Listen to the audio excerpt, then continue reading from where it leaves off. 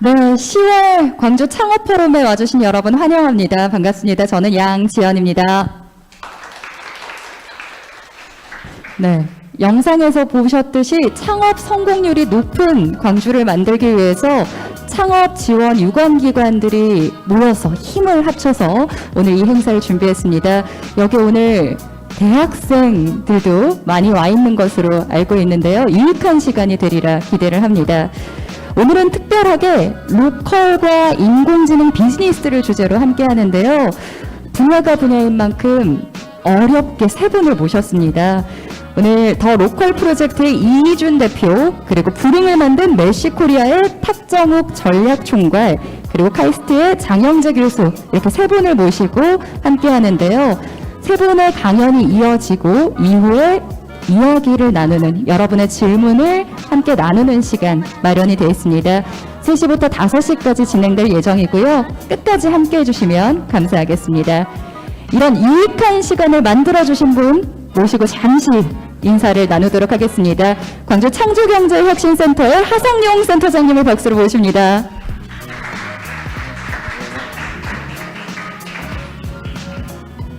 여러분 반갑습니다. 창조경제 혁신센터장입니다. 하상영입니다.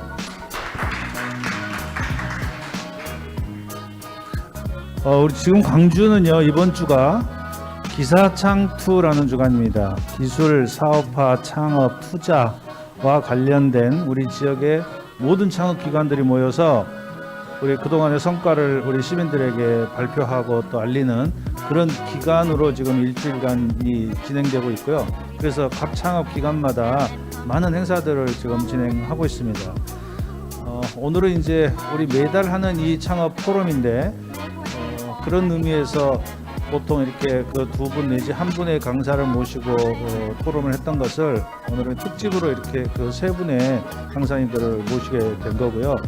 제목을 봐도 로컬과 인공지능 사업의 연계 뭐 이런 제목이니까 굉장히 흥미로운 그런 이야기들이 오늘 나올 거라고 기대합니다. 특히 오늘 함께 해주신 우리 세 분의 강사님들은 우리 대한민국 업계에서 아주 유명하신 그 분들이어서 정말 어렵게 오늘 모셨고요.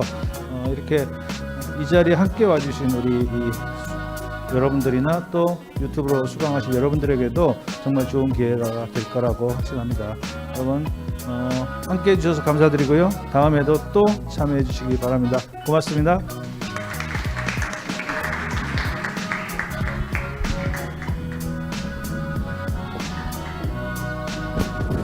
네, 그래서 10월에 세 분의 연사를 모시고 함께 하게 된 거라는 거 알게 됐습니다. 오늘 이 자리에 함께 하지 못하신 분들을 위해서 링크를 보내드리거나 또는 유튜브에서 광주 창업 포럼을 검색하시면 이 강의를 함께 하실 수 있으니까요. 친구분들에게, 주변 지인분들에게도 널리 알려주시면 감사하겠습니다. 그럼 먼저 첫 번째 강연자분을 소개하겠습니다. 이분은 굉장히 걸어온 이력이요, 한길을 쭉 오셨구나라고 이력에서 느낄 수가 있습니다. 또 독특하거든요. 전통시장 도슨트 들어보셨나요, 여러분? 그리고 참기름 소믈리에에서 창업자로 이어진 분입니다. 더 로컬 프로젝트의 이희준 대표께서 오늘 로컬 농식품으로 혁신하기라는 주제로 강연을 펼칩니다. 큰 박수 부탁드립니다.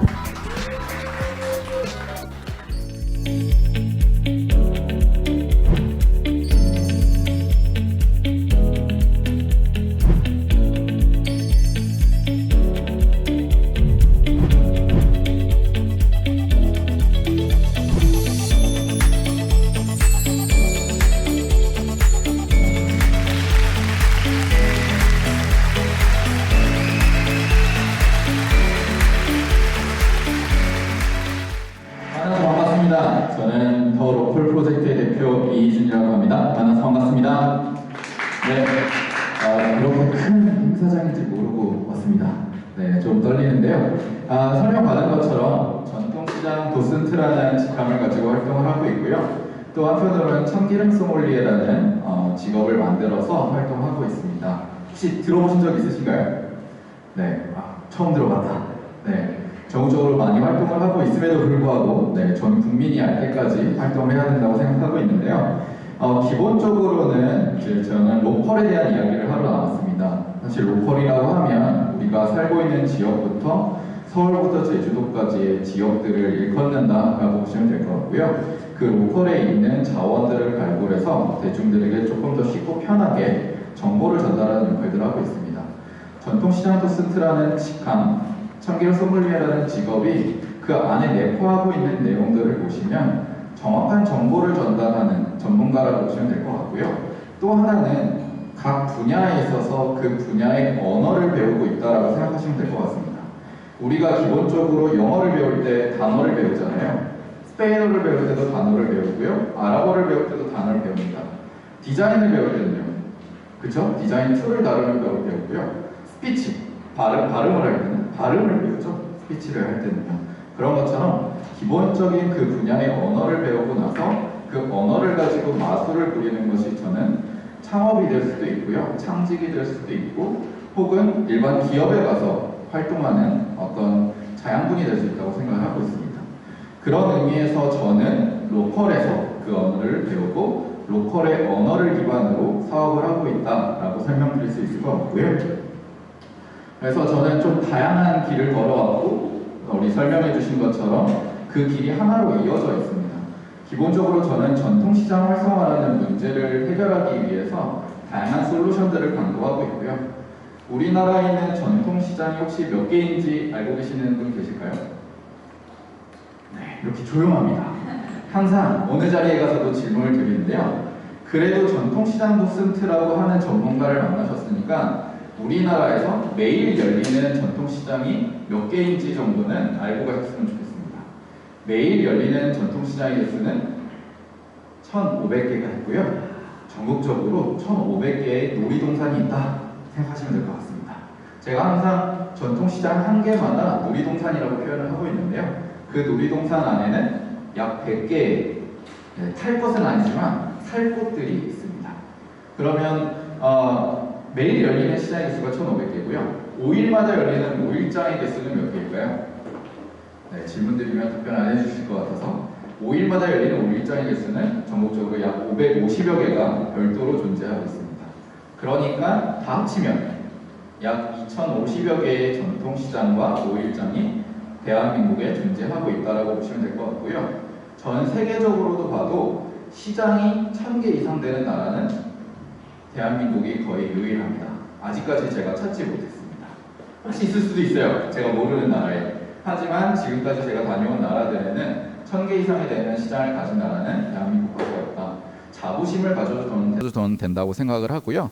그 시장 한 곳 한 곳의 이야기들을 발굴해서 대중들에게 특화된 상품 그리고 철학을 가지고 장사를 하시는 상인들의 이야기들을 전달하고 있습니다. 그 이야기들의 일부를 시장이 두근두근이라는 책을 통해서 소개를 하고 있고요. 제가 오늘 아침까지 다녀온 시장의 개수가 1,300개 정도 됩니다. 그 중에서 1,011개 시장에 대한 사진과 글로 된 기록을 아카이브하고 있고요. 아카이브라는 단어는 아시겠죠? 네, 수집하고 기록하고 있습니다. 그 기록을 토대로 책을 만들었는데 이 책 2권 안에는 45개의 시장에 대한 이야기만 담겼습니다. 그렇다면 앞으로 1,000개 넘는 시장의 이야기가 책으로 나와야 되는데 그걸 잠깐 보류했습니다. 누구나 볼 수 있고 누구나 찾아갈 수 있도록 뭔가 플랫폼화해서 무료로 보실 수 있도록 하는 작업을 준비하고 있고요. 제가 소유하는 것이 아니라 많은 분들이 읽고 시장에 찾아가실 수 있는 기회를 제공하기 위해서 콘텐츠들을 계속해서 만들어 나가고 있습니다. 그래서 전통시장 도슨트는 전통시장의 역사와 철학 있는 상인들의 이야기, 특화된 상품에 대해서 이야기를 하는 전문가라고 보시면 될 것 같고요. 그 과정에서 이제 화면에 보이시는 것처럼 참기름 소믈리에라는 직업이 탄생하게 됩니다. 탄생하게 된 계기는 전통시장의 활성화를 위해서 이런 아카이브나 기록을 해왔는데 저것만 가지고는 혁신을 이뤄내기가 어렵더라고요. 그래서 시장 상인분들의 어떤 의식 개선이나 의식 혁신을 통해서 시장을 활성화시켜야겠다라는 생각을 갖게 됐고, 그렇게 하기 위해서는 직접 상인이 되는 방법이 가장 빠른 방법이라고 판단을 했습니다. 그래서 방앗간 사장이 2016년도에 됐고요. 서울 구로시장에서 참기름을 착유하는 방앗간을 시작하게 됩니다. 근데 이 방앗간에서는 좀 독특했던 것이 뭐냐면 제가 착유하는 참기름도 있지만 전국 각지의 서울부터 제주도까지 99종의 참기름을 모두 다 수집해서 저희 방앗간에 오시면 참기름을 맛보실 수 있도록 테이스팅 쇼를 했습니다. 나한테 맞는 참기름을 찾는 경험은 아마도 해보신 적이 없을 거예요. 심지어 비빔밥에 들어간 참기름은 맛봐봤지만 참기름 자체를 맛보려고 노력했던 경험은 없으실 수 있습니다. 그래서 생소하지만 나한테 맞는 참기름 한 병을 찾는다면 나한테 맞는 소금을 찾으러 다니실 거고요. 나한테 맞는 간장을 찾으러 다니실 거고, 나한테 맞는 상추가, 시금치가 어느 지역에서 나는지를 관심을 가지실 거라고 생각을 하고 이 작업을 시작하게 됐습니다. 어제는 제가 거제도에 있었는데요. 거제도에 있는 유자 나무 농사를 짓는 이제 분이 찾아오셔서 유자에도 지역별로 맛과 향, 풍미가 다르다라는 얘기를 해주셨고요. 또 남해에 가니까 시금치 농사를 짓는 농부님들이 오셔서 남해의 시금치는 브릭스가, 당도가 15브릭스까지 올라간다. 마치 과일처럼 달다라고 얘기를 해주시더라고요. 그런 것처럼 우리나라의 땅과 사람에 따라서, 농부님에 따라서, 그리고 그것을 가공하는 가공자에 따라서 맛과 향, 풍미가 달라진다라는 것을 참기름 소믈리에라는 이름으로 알려드리고 있습니다. 참기름뿐만 아니라 다양한 품목들을 이야기하지만 그 중에서도 참기름에 집중해서 이야기를 드리고 있고요. 제가 이 참기름 소믈리에라는 직업을 시작할 때는 많은 분들이 그러셨어요. 말장난하지 마라. 네, 많은 분들이 그런 직업을 만들어서 도대체 누가 그 이야기를 듣겠느냐, 그게 과연 사업이 되겠느냐라고 얘기를 해주셨는데요. 시간이 5년 정도 흘렀습니다. 지금은요, 온갖 식품에 소믈리에를 붙이기 시작했습니다. 물 소믈리에, 밥 소믈리에, 채소 소믈리에, 간장 소믈리에, 치킨 소믈리에도 나왔고요. 다양한 분야의 소믈리에들이 나오고 있는데요. 저는 그게 시작점이라고 생각을 하고 있습니다. 그래서 많은 분들이 이제는 방앗간 사장님들도 참기름 소믈리에라는 이름을 붙여서 활동을 하기 시작했고요. 이제 제가 굳이 강조하지 않아도 이 분야에서는 참기름 소믈리에가 있다. 그리고 그 참기름 소믈리에들이 참기름의 컨텐츠를, 전문성을 가지고 전달하고 있다라는 이야기들을 하고 있다라고 생각을 합니다. 그래서 저는 파운드 로컬이라는 주제를 가지고 활동을 하고 있고요. 로컬에 있는 자원들을 발굴하고 있다 생각하시면 될 것 같습니다. 로컬 브랜드를 발굴하고 경험하게 함으로써 지역별 로컬 크리에이터의 지속 가능한 성장을 돕기 위한 아이디어를 만들고 비즈니스 모델을 만들고 있고요. 그 비즈니스 모델이 성립하려면 매출을 만들어야 됩니다. 그 매출 구조를 만들기 위해서 사업 전략을 만들고 그 사업 전략들을 어떻게 하면 더 많은 대중들이 알 수 있을까에 대해서 고민하고 있는 한 청년, 그리고 한 청년 사업가라고 생각해 주시면 좋을 것 같습니다. 그래서 전통시장 도슨트라는 것은 길게 설명드렸는데요. 쉽게 얘기하면 시장에 오셔서, 광주하면 어디 있죠? 광주? 양동시장, 송정역 시장, 또 어디 있을까요? 남강주 시장. 네, 남강주 시장에 가서 홍어 무침을 어디 가서 먹어야 될까? 이런 것들에 대해서 그 시장에 가시면 제가 시장의 역사와 그 다음에 그 시장 안에서 홍어 무침을 아주 잘 파시는 상인들의 이야기, 그리고 그 상인이 그 홍어를 어디서 구해오는지, 그 홍어들은 무엇을 먹고 자랐는지, 그리고 그 홍어를 가지고 어떤 요리를 만들고 계시고 어떤 상품을 만들고 계시는지에 대해서 정확한 정보를 전달하고 있는 프로그램을 운영하고 있습니다. 처음에는 여기에 계시는 분들처럼 일반 대학생이나 일반 주민분들, 지역 주민분들을 많이 초대해서 진행을 했다면 지금은 기업 고객이 많고요. 기업의 신입사원분들 교육을 하실 때 보통은 교양 수업으로 미술관이나 박물관에 가시는 경우가 많았습니다. 근데 아주 흥미롭게도 요즘에는 시장으로 오세요. 그래서 서울의 광장시장이나 부산의 부전시장이나 광주의 양동시장도 마찬가지고요. 지역별로 허브의 역할을 하고 있는, 비즈니스의 중심 역할을 하고 있는 시장들에 방문하셔서 저와 미션을 해결하십니다. 제가 10만 원짜리 온누리 상품권을 드리고요. 다음날 아침까지 그 10만 원을 100만 원으로 만들어 오시는 비즈니스 어떤 프로그램들을 운영하고 있고요. 아주 놀라운 것은 저는 50만 원밖에 못 만들었습니다. 설계자인 저는. 근데 놀랍게도 그 10만 원을 100만 원으로 만들어 오시는 분들이 있으시더라고요. 물론 10만 원을 다 쓰고 마이너스라고 저한테 환불해달라고 하시는 참여자도 있습니다. 근데 재밌는 것은 같은 10만 원을 가지고 어떤 참여자들, 어떤 참여팀들은 그걸 부가가치를 붙여서 더 많은 부를 창출하기도 하고요.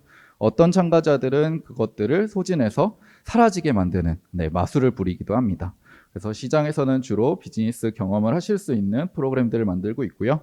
그리고 참기름 소믈리에는 이런 것처럼 뭐 뉴스라든지 라디오라든지 방송 채널에 나가서 참기름 소믈리에가 하는 역할, 그리고 제가 하고 있는 작업 중에 우리나라 조선시대에 있었던 참기름들을 현재 계승하고 있는 작업들을 하고 있습니다. 복원이 아니라 계승이라는 단어를 쓰는 이유는 복원을 할 수 있는 데이터가 남아있질 않기 때문에 그때 당시에 왕들이 드셨던 참기름 음식들을 가지고 추측해서 참기름들을 재생산하고 있습니다. 그래서 부족한 자료들은 우리나라뿐만 아니라 일본, 네덜란드와 같이 우리나라에 대한 음식 조리서들을 갖고 있는 나라들을 찾아가서 계속 자료들을 수집하고 있고요. 안타깝게도 그 자료가 이미 있었다면 되게 창의적인 활동들이 많이 있었을 텐데 그 기본적인 자료조차 없기 때문에 그것들을 찾아가기 위한 여정을 제가 하고 있습니다. 이러한 여정을 하는 이유가 한 가지 있는데요. 저는 500년 전의 자료들을 찾아보고 있습니다. 그 얘기는 뭐냐면 500년 전에 이희준이 있었던 거예요. 누군가가 한 줄씩 기록해놨습니다. 그렇다면 500년 뒤에도 이희준이 태어날 겁니다. 저는 그 500년 뒤에 태어날 이희준에게 메시지를 계속 남기고 있다고 생각을 하고요. 그 메시지가 이어져야 다음 세대를 위한 사업, 다음 세대를 위한 비즈니스를 계속해서 만들어 나갈 수 있다고 생각을 합니다. 안타깝게도 여기 계신 분들이 흥미로워 하실지 안 하실지 모르겠지만 이 얘기를 꽤 오랜 시간 동안 해왔는데 우리나라 국민들은 별로 관심이 없으세요. 근데 흥미로운 건 저의 첫 번째 기사가 뉴욕타임즈에 나왔습니다.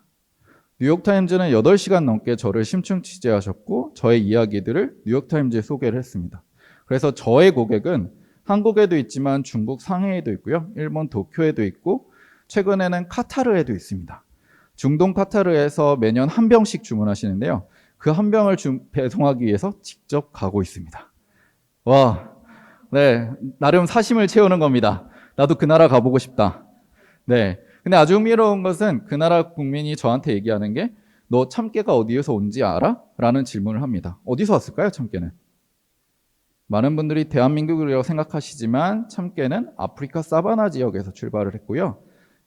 이집트, 그 다음에 중동의 카타르라든지 이란, 이라크와 같은 나라를 거쳐서 인도, 그 다음에 중국, 그리고 한국까지 이어지는 여정을 거칩니다. 그러니까 참깨의 오리진 고향은 아프리카 사바나인 거죠. 커피와 비슷하다라고 생각하시면 됩니다. 반대로 들깨는요, 대한민국에서 출발했습니다.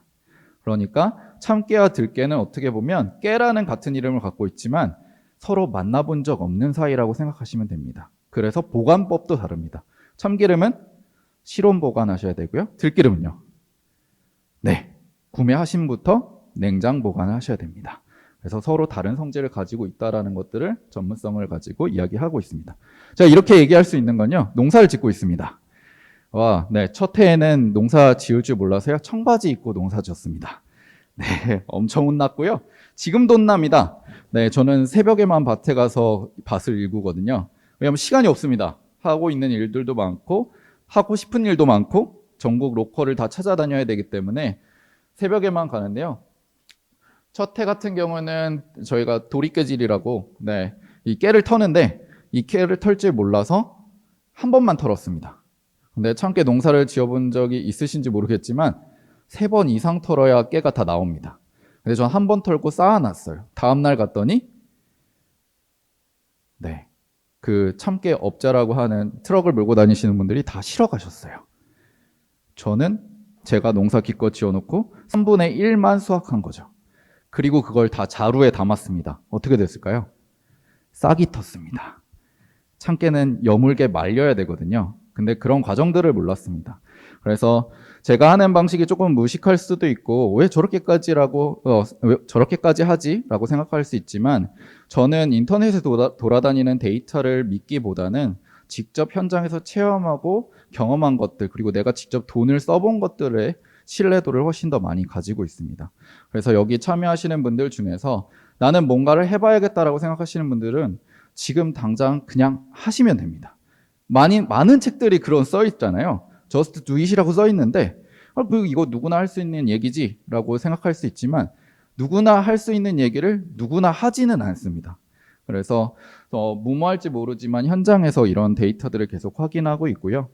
이런 데이터들을 확인하는 과정에서 토종 참깨를 키우시는 농부님들이 이제 우리나라에서 사라져가고 있는 참깨들을 가지고 참기름을 착유하면, 참기름으로 버터를 만들면, 참기름으로 다른 소스를 만들면, 참기름으로 핫소스를 만들면 어떠한 맛과 향, 풍미가 날 것인가에 대한 R&D도 같이 진행을 하고 있습니다.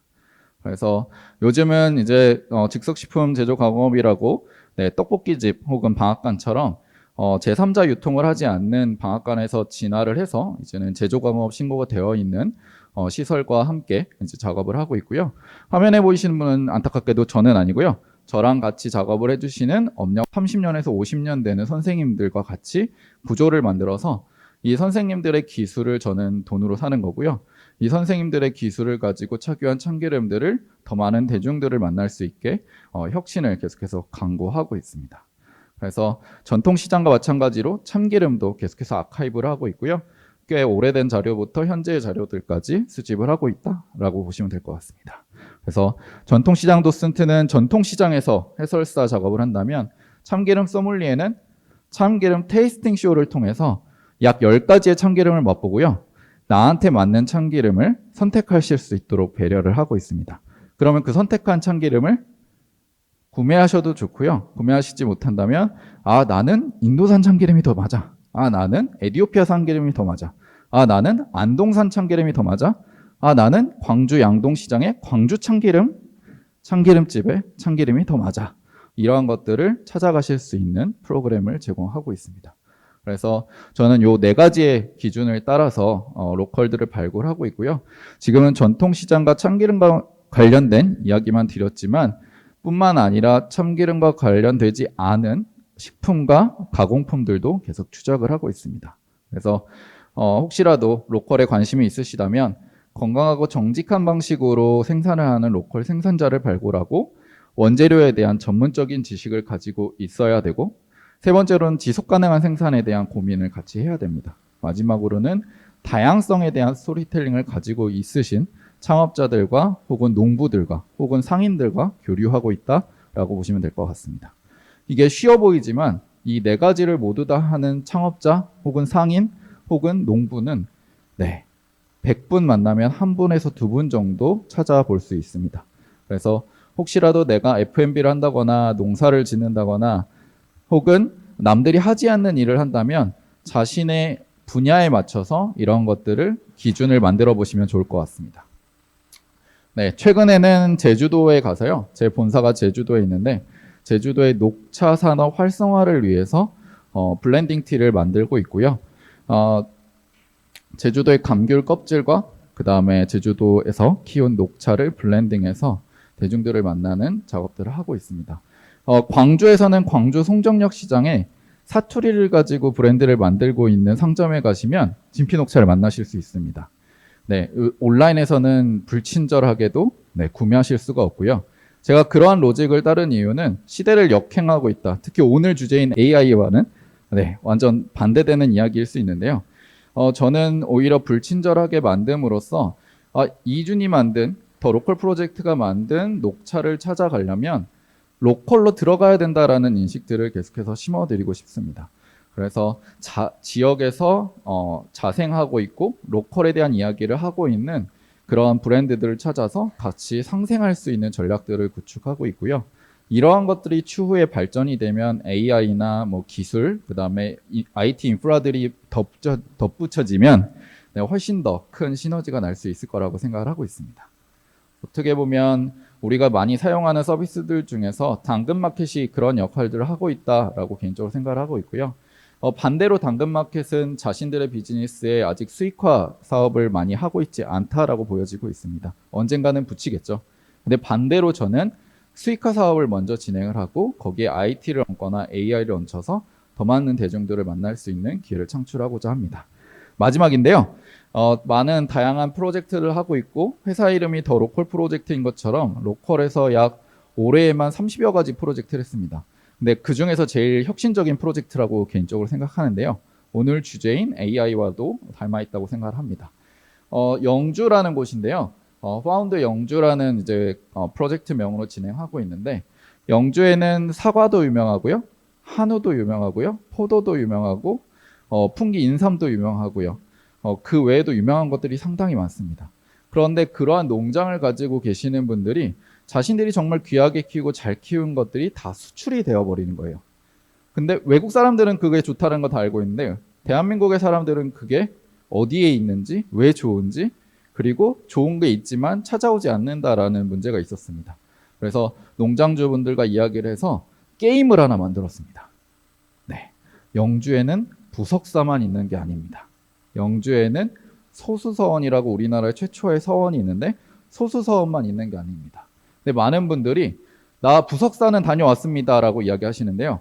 영주는 안 다녀오셨대요. 부석사가 영주에 있는데요. 그러한 인식 개선을 위해서 이 게임을 다운받으셔서 게임을 하시면 부석사와 소수서원 무선마을이라고 하는 영주의 관광 콘텐츠들을 만나보실 수 있는데 거기에 더해서 그 관광 콘텐츠와 가까이 있는 로컬 푸드들을 공부하실 수 있고 체험하실 수 있도록 게임화해서 이제 작업을 거의 마무리 단계에 있습니다. 그래서 다음 달부터 서비스를 할 계획인데요.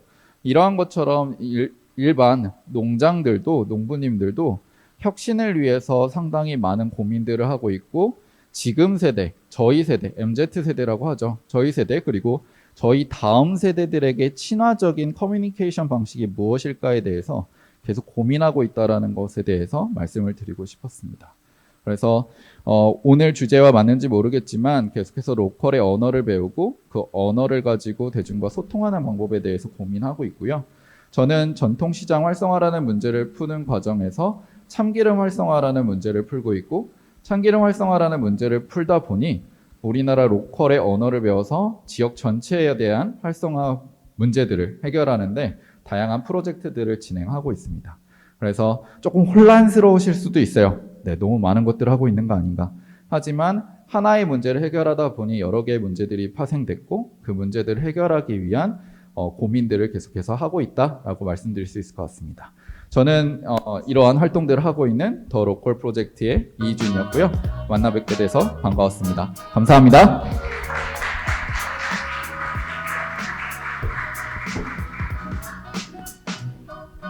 시간이 너무 빨리 흐르죠. 아니, 참기름이라는 소재로 강연을 정말 흥미롭게 또 진행을 해주셨는데요. 결국 말씀해주신 것처럼 전통시장 도슨트로 시작된 그의 행보가 로컬을 더 로컬스럽게 하는 데 쓰인 것 같습니다.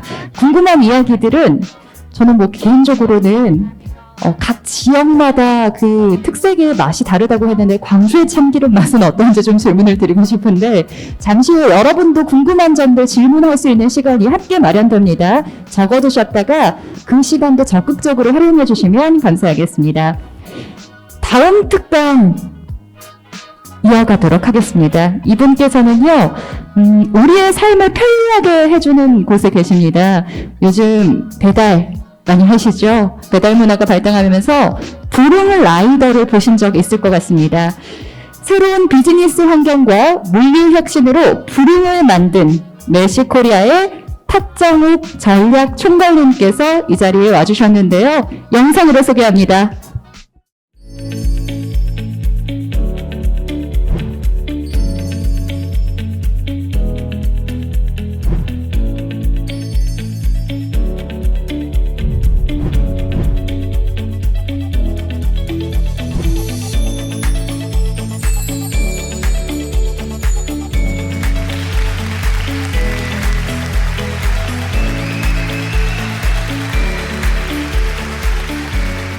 안녕하세요. 방금 받은 메시코리아의 탁정욱입니다.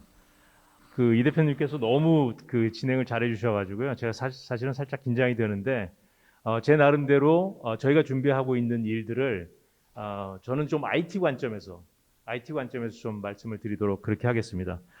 조금 전에 이희준 대표님께서 설명을 해주실 때 아주 재밌는 그 소재를 하나 말씀을 해주셨는데 사실은 저 참깨가 아프리카에서 온 거는 몰랐거든요. 그런데 참깨와 들깨의 보관 방법이 다르다 이렇게 말씀하셨잖아요. 과거에는 참깨, 들깨 굉장히 상품적인 이 특성을 가지고 저희가 구분을 했다라고 하면 요즘은 그 상품의 특징을 결정하는 건 아침에 배달이 오느냐 안 오느냐 이런 부분으로 이제 상품의 퀄리티가 많이 결정이 되는 것 같아요. 저희 회사 소개 그리고 제 소개부터 먼저 간단하게 하고 진행을 하도록 하겠습니다. 저희 회사는 또 많은 분들이 여쭤보세요. 메쉬코리아라는 이름으로 되어 있기 때문에 혹시 외국 회사의 한국 지사가 아니냐 이렇게 말씀을 하시는 분들이 많은데 저희 회사는 순수하게 한국 토종의 회사고요. 약 창립한 지는 한 9년 정도 된 벤처로 시작을 한 회사입니다. 그래서 저희는 뭐 여러분들이 쉽게 이해하시는 이제 물류 서비스를 제공하고 있는 회사입니다. 왜 그러면 뒤에 코리아를 붙였냐? 코리아라고 하는 거를 붙인 이유는 이유는 딱 한 가지입니다. 앞으로 저희가 이 한국 시장에서 뭔가 비즈니스 모델을 가지고 확신을 하면 그 모델을 가지고 글로벌 시장에 가겠다라고 하는 것을 처음부터 계획하고 있었기 때문에 저희가 이제 메쉬코리아라는 이름을 붙였습니다. 또 메쉬라고 하는 이 단어의 뜻을 좀 찾아보시려면 제가 설명드린 것보다는 아마 네이버 찾아보시는 게 제일 좋을 것 같은데요. 메쉬는 약간 그 망이란 뜻이죠. 그래서 이제 이 컴퓨터에 이 프로세스 설계하시는 분들한테 굉장히 중요한 이 단어이기도 합니다. 그래서 굉장히 복잡한 어떤 그 통신 루트를 제공할 수 있는 그런 하나의 구조로 되어 있는 게 이제 메쉬입니다. 그래서 이제 저희가 아까 말씀드렸다시피 이런 그 물류 서비스를 이제 제공을 하고 있고요. 저는 한 30년 동안 이제 IT 분야에 있었습니다. 그 IBM에서 한 23년 정도 근무를 했고요. 삼성전자에서는 유럽 시장 담당하고 있는 그 B2B 사업을 하는 이제 사업부에서 근무를 했었습니다. 제가 유럽 시장에서 근무를 할 때 느꼈던 게 유럽의 인구가 100만 이상 되는 도시가 몇 개 있을 것 같으세요? 아까 이 대표님이 이렇게 적절한 질문을 가지고 이렇게 아이스 브레이킹을 하시는 걸 제가 봤기 때문에 요즘 이제 여기 젊은 분들도 굉장히 많이 계시는데 여행들 많이 가보시고 싶죠? 예. 그래서 한번 생각을 한번 해보실래요? 유럽에 내가 아는 도시가 어디가 있지? 그 도시의 인구가 얼마나 될까? 생각해 보시면 생각보다 굉장히 인구가 적습니다. 물론 이제 통계가 오래되긴 했지만 유럽 시장이 워낙 유럽이 워낙 인구 그 증가율이 낮아서 출생률이 낮기 때문에 아마 그 통계가 거의 맞을 거라고 생각이 되는데요. 2012년에 발표했던 통계 자료에 의하면 유럽 전체에 인구 100만이 되는 도시가 20개가 채 안 됩니다. 여러분이 잘 아시는 독일에 들어갈 때 비행기가 대한항공 비행기가 어디로 들어가죠? 프랑크푸르트로 들어가죠. 굉장히 큰 공항입니다. 프랑크푸르트 공항이. 근데 인구가 얼마인지 아세요? 2012년 통계에 의하면 75만 인구예요.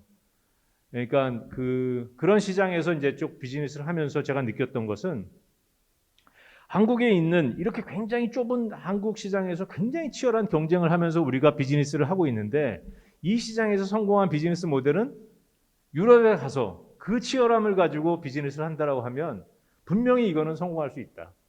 저는 그렇게 확신을 했습니다.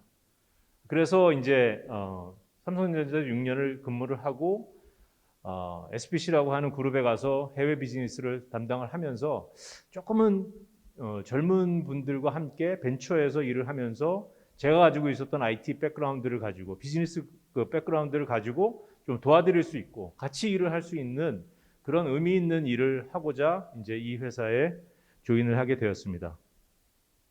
아까 제가 잠깐 말씀드렸는데요. 지금 보시면 여러분들 다 좋아하실 만한 피자입니다. 피자 자체로 놓고 보면 과거에는 어떤 치즈를 썼냐, 어떤 밀크, 어떤 도우를 썼냐, 어떤 사람이 어떤 방식으로 만들었냐가 상품의 퀄리티를 좌우했다라고 하면 지금은 어떻죠? 어떤 교통수단을 가지고 나한테 언제 어떻게 내가 주문을 할 수 있고 나한테 어떻게 딜리버리가 되느냐가 굉장히 상품의 퀄리티를, 상품의 질을 좌우하는 시대가 됐습니다.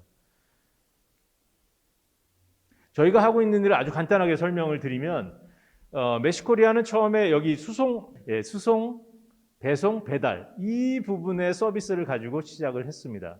IT적으로 놓고 보면 좀 이제 공부를 좀 하셔야 되는데요. 물류 시장을 공부하시려면 이 IT가 제공하고 있는 서비스, 솔루션들을 좀 공부를 하셔야 되는데 이 TMS라고 하는 운송을 관리하는 어떤 솔루션들을 기반으로 저희가 서비스를 쭉 제공을 해왔습니다. 그러다가 점점 이제 이 화주들이 늘어나고 저희들에게 요청하시는 서비스가 늘어나면서 지금 보시는 바와 같이 왼쪽에 출고 또 그 전에 주문 인입, 주문을 하고 저희가 출고를 하는 이 부분까지 저희 서비스로 이제 확대를 했었고요. 그리고 저희가 배송하는 과정에서의 배송 운영을 어떻게 더 효율적으로 할 거냐라고 하는 부분들을 이제 관리를 했고 최근 들어서는 이렇게 지방에서 지역에서 어떤 비즈니스를 하고 계시는 분들이 느끼고 있는 굉장히 그 갈증, IT적인 혹은 데이터적인 갈증들을 저희가 해결해 드리고자 컨설팅과 데이터 분석 서비스를 제공을 하고 있습니다. 아마 한 3, 4일 전에 났던 조선일보 기사 같은데요. 저희 회사에 대한 간단한 소개가 있었습니다. 그래서 뭐 보시는 바와 같이 이제 빅데이터와 AI 기술을 가지고 아주 굉장히 효율적으로 로지스틱스, 소위 말하는 배송 서비스를 제공하는 회사다라는 소개가 있었고, 또 물류에서 제가 이제 물류 시장을 IT적으로 좀 말씀을 드린다라고 했는데 조금 공부를 하셔야 될 게 저 3PL이라고 하는 용어는 간단하게 말씀드리면 제3자에게 물류를 맡기는 겁니다. 그러니까 자체 내에서 물류를 해결하는 것이 아니라 제3자에게 물류를 맡기는 거죠.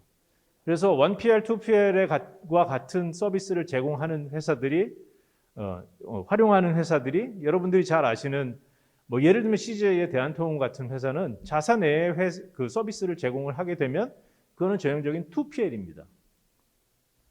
어떤 별도의 자회사를 가지고 운송 서비스를 하는. 그리고 제3자에게 맡기는 경우가 이제 3PL이죠. 저희와 같은 회사들이 이제 3PL을 제공을 하고 있습니다. 그래서 이런 3PL을 할 때 보시는 바와 같이 아까 제가 말씀드렸다시피 빅데이터와 AI 베이스로 해서 가장 최적화된 효율적인 방법들을 계속 찾아보고 있습니다. 브룬프렌즈라고 하는 도보 배달, 도보 자전거나 전동 킥보드를 타고 배달하는 수요들이 굉장히 많이 늘어나고 있습니다.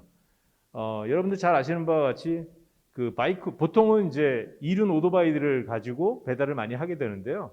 그 수요가 점점 늘어나게 되면서 대체 수단이 필요하게 됐고, 그래서 이제 이런 분들이 이제 저희와 함께 어떤 서비스를 제공하는 플랫폼을 제공을 하고 있습니다.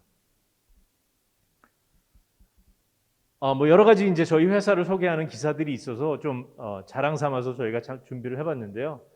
이제 앞으로 배달업계는 위드 코로나가 되면서 신사업에 총력을 하고 있습니다. 아마 여기 계신 세대들은 아마 굉장히 이 패션에 민감하실 텐데요. 의류나 신발 이런 부분도 이제는 어떤 특정 브랜드의 자기 사이즈들을 정확하게 알고 있기 때문에 요즘들은 오프라인에서 뭔가 내용물들을 보고 상품들을 보고 그것들을 이제 온라인으로 주문하는 경우들이 굉장히 많이 늘어나죠. 심지어 제가 놀란 거는 저희 화주사 중에 저희한테 서비스를 맡겨주시는 화주사 중에 화장품 서비스가 있습니다. 화장품을 배달을 하시는데요. 이제 아마 대부분 20대 여성분들일 것 같아요. 정말 놀랐습니다. 그러니까 제가 보기에는 상식적으로 사실 이해가 잘 안 되는 부분이기도 하지만 저희 집에 있는 저희 딸아이들, 제가 딸이 둘이 있는데 딸아이들도 심지어 화장품까지도 배달을 하는 시대가 되었습니다. 그래서 굉장히 다양한 제품들이 저희가 이제 직접 서비스를 하고 있는데요. 그 외에 이제 배달을 하는 이런 그 도구들이 ESG 차원에서 저희가 이제 전기 바이크와 이제 전기 사륜 자동차를 이제 활용을 하고 있습니다.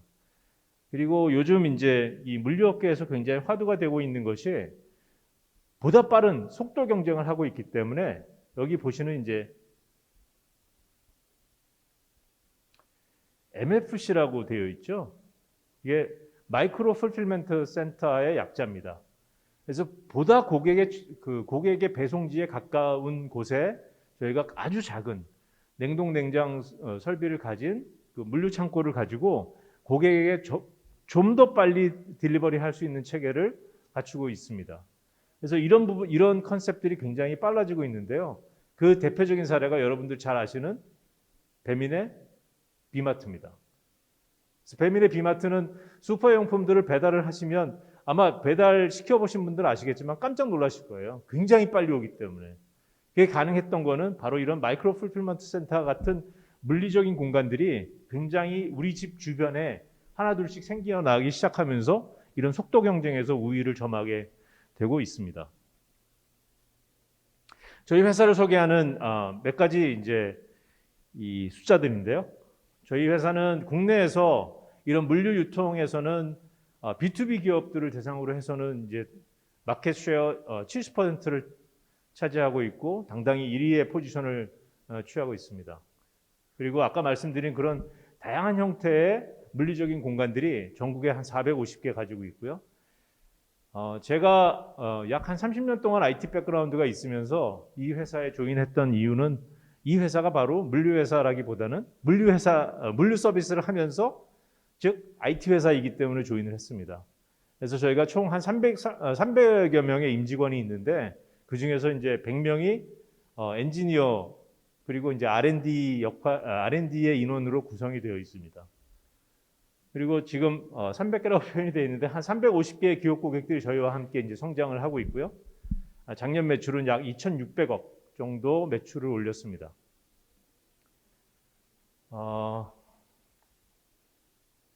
다시 한번 정리해 볼까요? 이거는 조금 더 개괄적인 내용인데요. 여러분들이 잘 아시는 이제 이 전통적인 제조 회사들의 물류의 형태는 저 위쪽에 보시는 그와 같이 이제 제조사 차량이 판매 총판에다가 실어 나르고 판매 총판이 도매점에 갖다 주면 도매상이 다시 소매점에 갖다 주고 라스트 마일을 딜리버리하는 아주 전통적인 형태였습니다. 이게 다 파편화돼 있죠.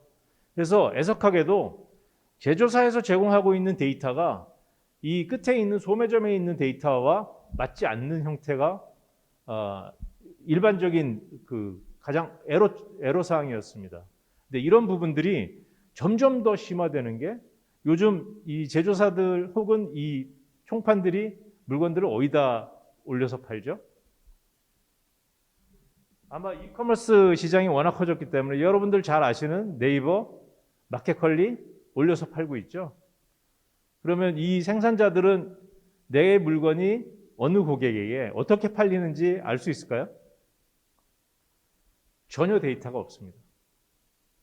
이 대표님이 생산하시는 그 참기름이 많이 팔리면 좋죠.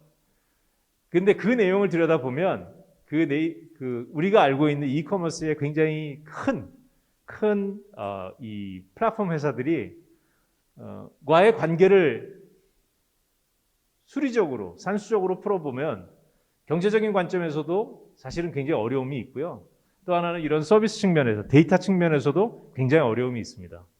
그래서 데이터의 오너십이 과연 그러면 이런 유통의 변화에서 과연 누구한테 가야 되느냐? 여러분들 잘 아시다시피 플랫폼 회사들이 그런 데이터의 오너십들을 가지고 굉장히 빠른 속도로 시장을 지배하고 있습니다.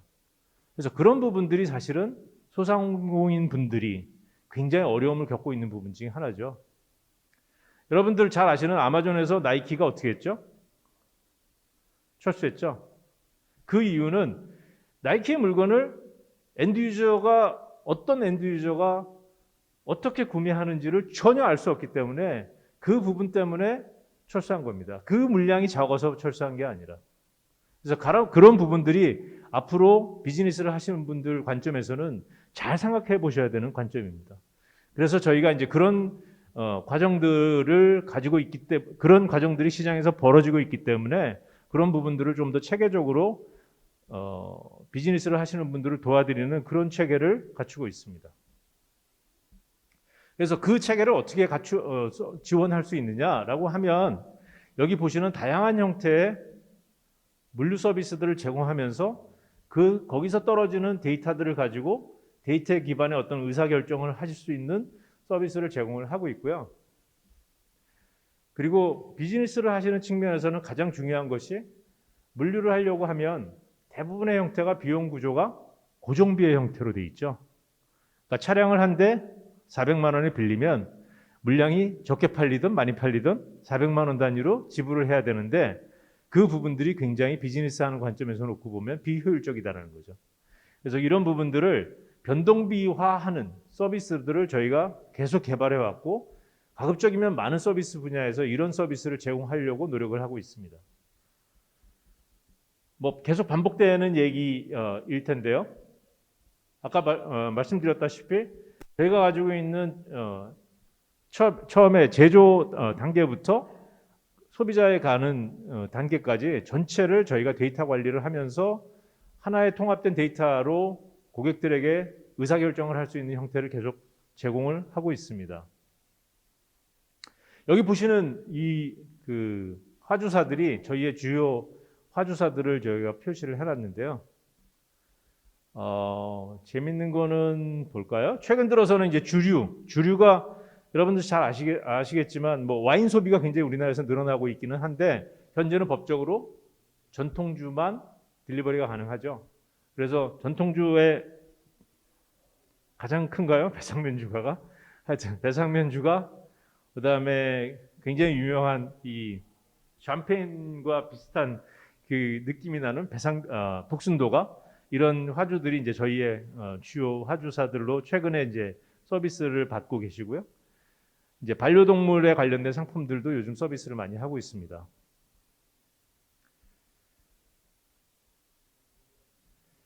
제가 지금까지 말씀드렸던 내용을 잠깐 그냥 카툰으로 재밌게 한번 정리를 해보았습니다.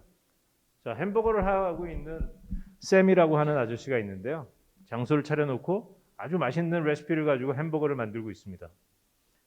그런데 이 비즈니스를 하려다 보면 뭐 지금 보시는 바와 같이 사람도 구해야 되고 텍스 문제도 해결을 해야 되고 그다음에 딜리버리도 고민을 해야 되는 이제 그런 비즈니스 환경입니다. 근데 이 비즈니스가 점점 커져서 만약에 프랜차이즈를 하거나 지점을 낸다라고 하면 그 복잡도는 이제 점점 더 커지는 거죠. 그래서 이런 부분들이 이제 자기가 하고 있는 비즈니스의 본질과는 사실은 좀 거리가 굉장히 떨어져 있는 부분입니다. 이걸 누군가가 도와줬으면 좋겠는데 이런 부분들을 전문성과 높은 생산성을 가진 누군가가 도와줄 수 있다라는 거죠.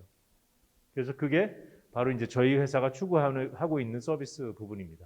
오늘 주제가 뭐 이런 표현 쓰긴 뭐하지만 애석하게도 AI이기 때문에 그럼 AI에 대한 그 공통적인 의견들을 좀 수렴해야 될 것 같고 AI 측면에서 저희 회사의 밸류를 좀 소개를 드려야 될 것 같습니다. 별로 사실은 오후에 하기에는 별로 재미없는 주제이기는 하죠. AI라고 하는 것은 여러분들 뭐 잘 아시겠지만 뭐 복잡하게 생각할 필요 없을 것 같아요. 여기 대부분 이제 아파트에 사시는 분들이 많으실 텐데 아파트 큰 건물에 엘리베이터가 여러 개 있으면 결국은 엘리베이터를 효율적으로 운영하기 위해서 그 안에서 알고리즘을 돌리죠. 우리가 알 수 있는 가장 쉬운 AI의 하나의 케이스라고 생각이 됩니다. 내비게이션 있죠. 서울에서 광주 올 때 어느 길을 통해서 가세요라고 하는 실시간 정보를 가지고 학습되어 있는 어떤 패턴 분석에 의해서 어떤 그 최적화된 라우트를 제공을 하죠. 우리 5G 나오면서 대단했습니다. 뭐 AI 가지고요, 뭐 로봇 가지고 뭐 잼 밴드도 보여줬죠. 여러분들 아시겠지만 드럼 치는 친구는 뭐 예를 들면 일본 동경에 있고 기타를 치는 사람은 미국에 있고 노래하는 사람은 서울에 있고 그게 5G로 연결되면서 같이 합주를 하는 그래서 거의 실시간으로 이 합주가 완성이 되는 그런 환경들을 여러분들 아마 보셨을 겁니다. 그래서 이런 5G IoT가 되면서 이런 AI의 환경들은 굉장히 급속도로 빨리 우리한테 서비스로 제공이 되기 시작을 했습니다. 그 외에 콜센터, 요즘 이제 챗봇 많이 쓰는데요. 전화 와서 전화 걸었는데 콜센터에서 전화 안 받으면 무지하게 짜증나죠.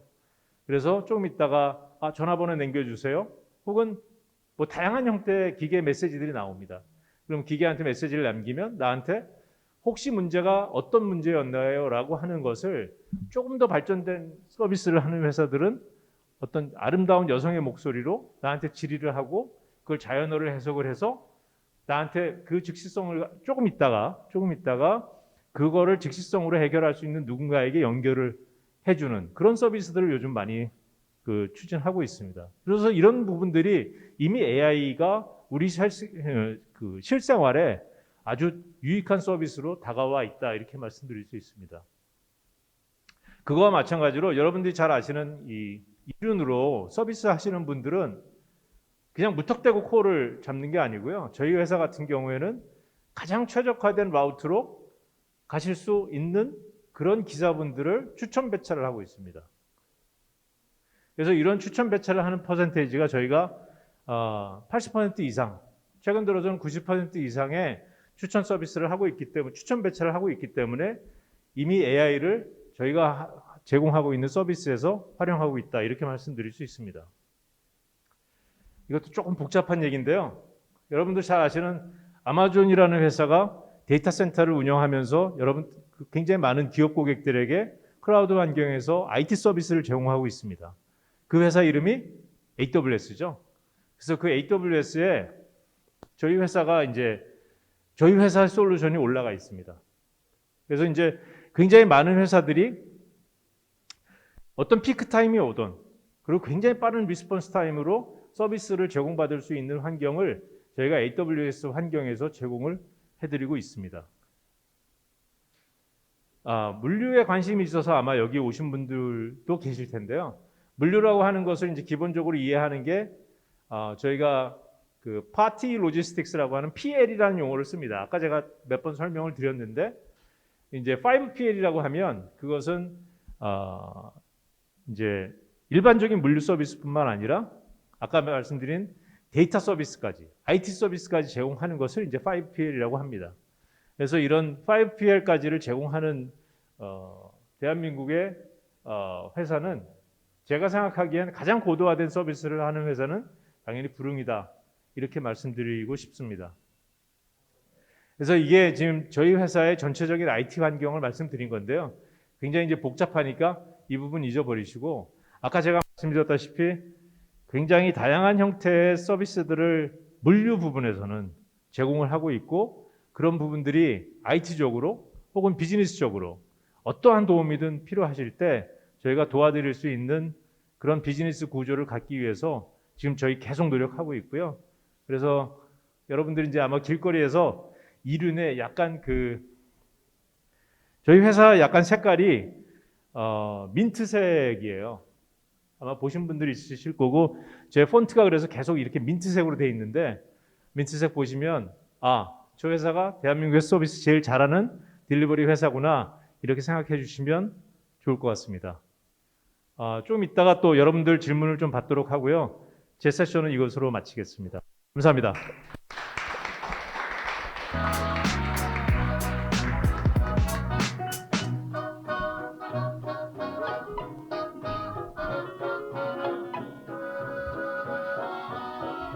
네, 부릉의 메시코리아, 부릉을 운영하고 있는 메시코리아의 탁정욱 전략총괄님의 강연 함께 들었습니다. 궁금한 점들도 많이 생기셨을 텐데요. IT 분야에 궁금한 점들 여러분께서 잠시 뒤에 질문을 해주시면 그때 소화하도록 하겠습니다. 오늘 주제가 로컬 그리고 인공지능 비즈니스인데요. 인공지능, 이 AI 도대체 뭐지? 요즘 많이들 알고 계시겠지만 그렇게 검색을 해보시잖아요. 초록창에 AI, 인공지능 이렇게 검색을 해보면 이분을 만날 수가 있습니다. 이분의 영상을 통해서 저도 굉장히 쉽게 AI에 대해서 이해하게 됐는데요. 교수님이시자 창업에 도전하기도 하신 그런 이력도 가지고 있습니다. 인공지능과 디지털 트윈 기술 기반 창업 사례에 대해서 카이스트 산업 및 시스템 공학과의 장영재 교수님의 강연이 펼쳐질 겁니다. 영상으로 소개합니다.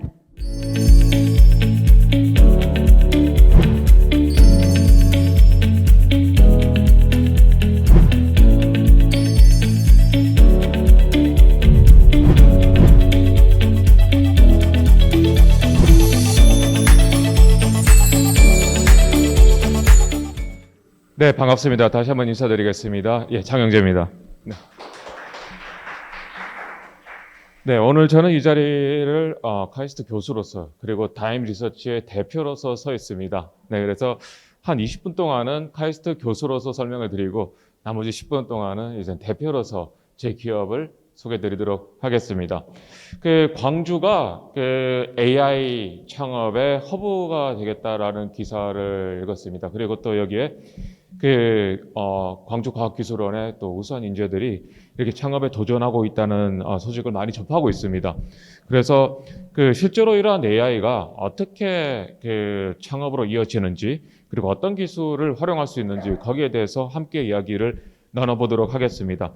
앞에 두 연사분들 좋은 이야기 저도 많이 들었고요. 그리고 이 전통시장 그리고 또 푸드 쪽에서 그 다음에 이제 IT 쪽 그리고 저희는 이제 자동화 쪽으로 넘어갑니다.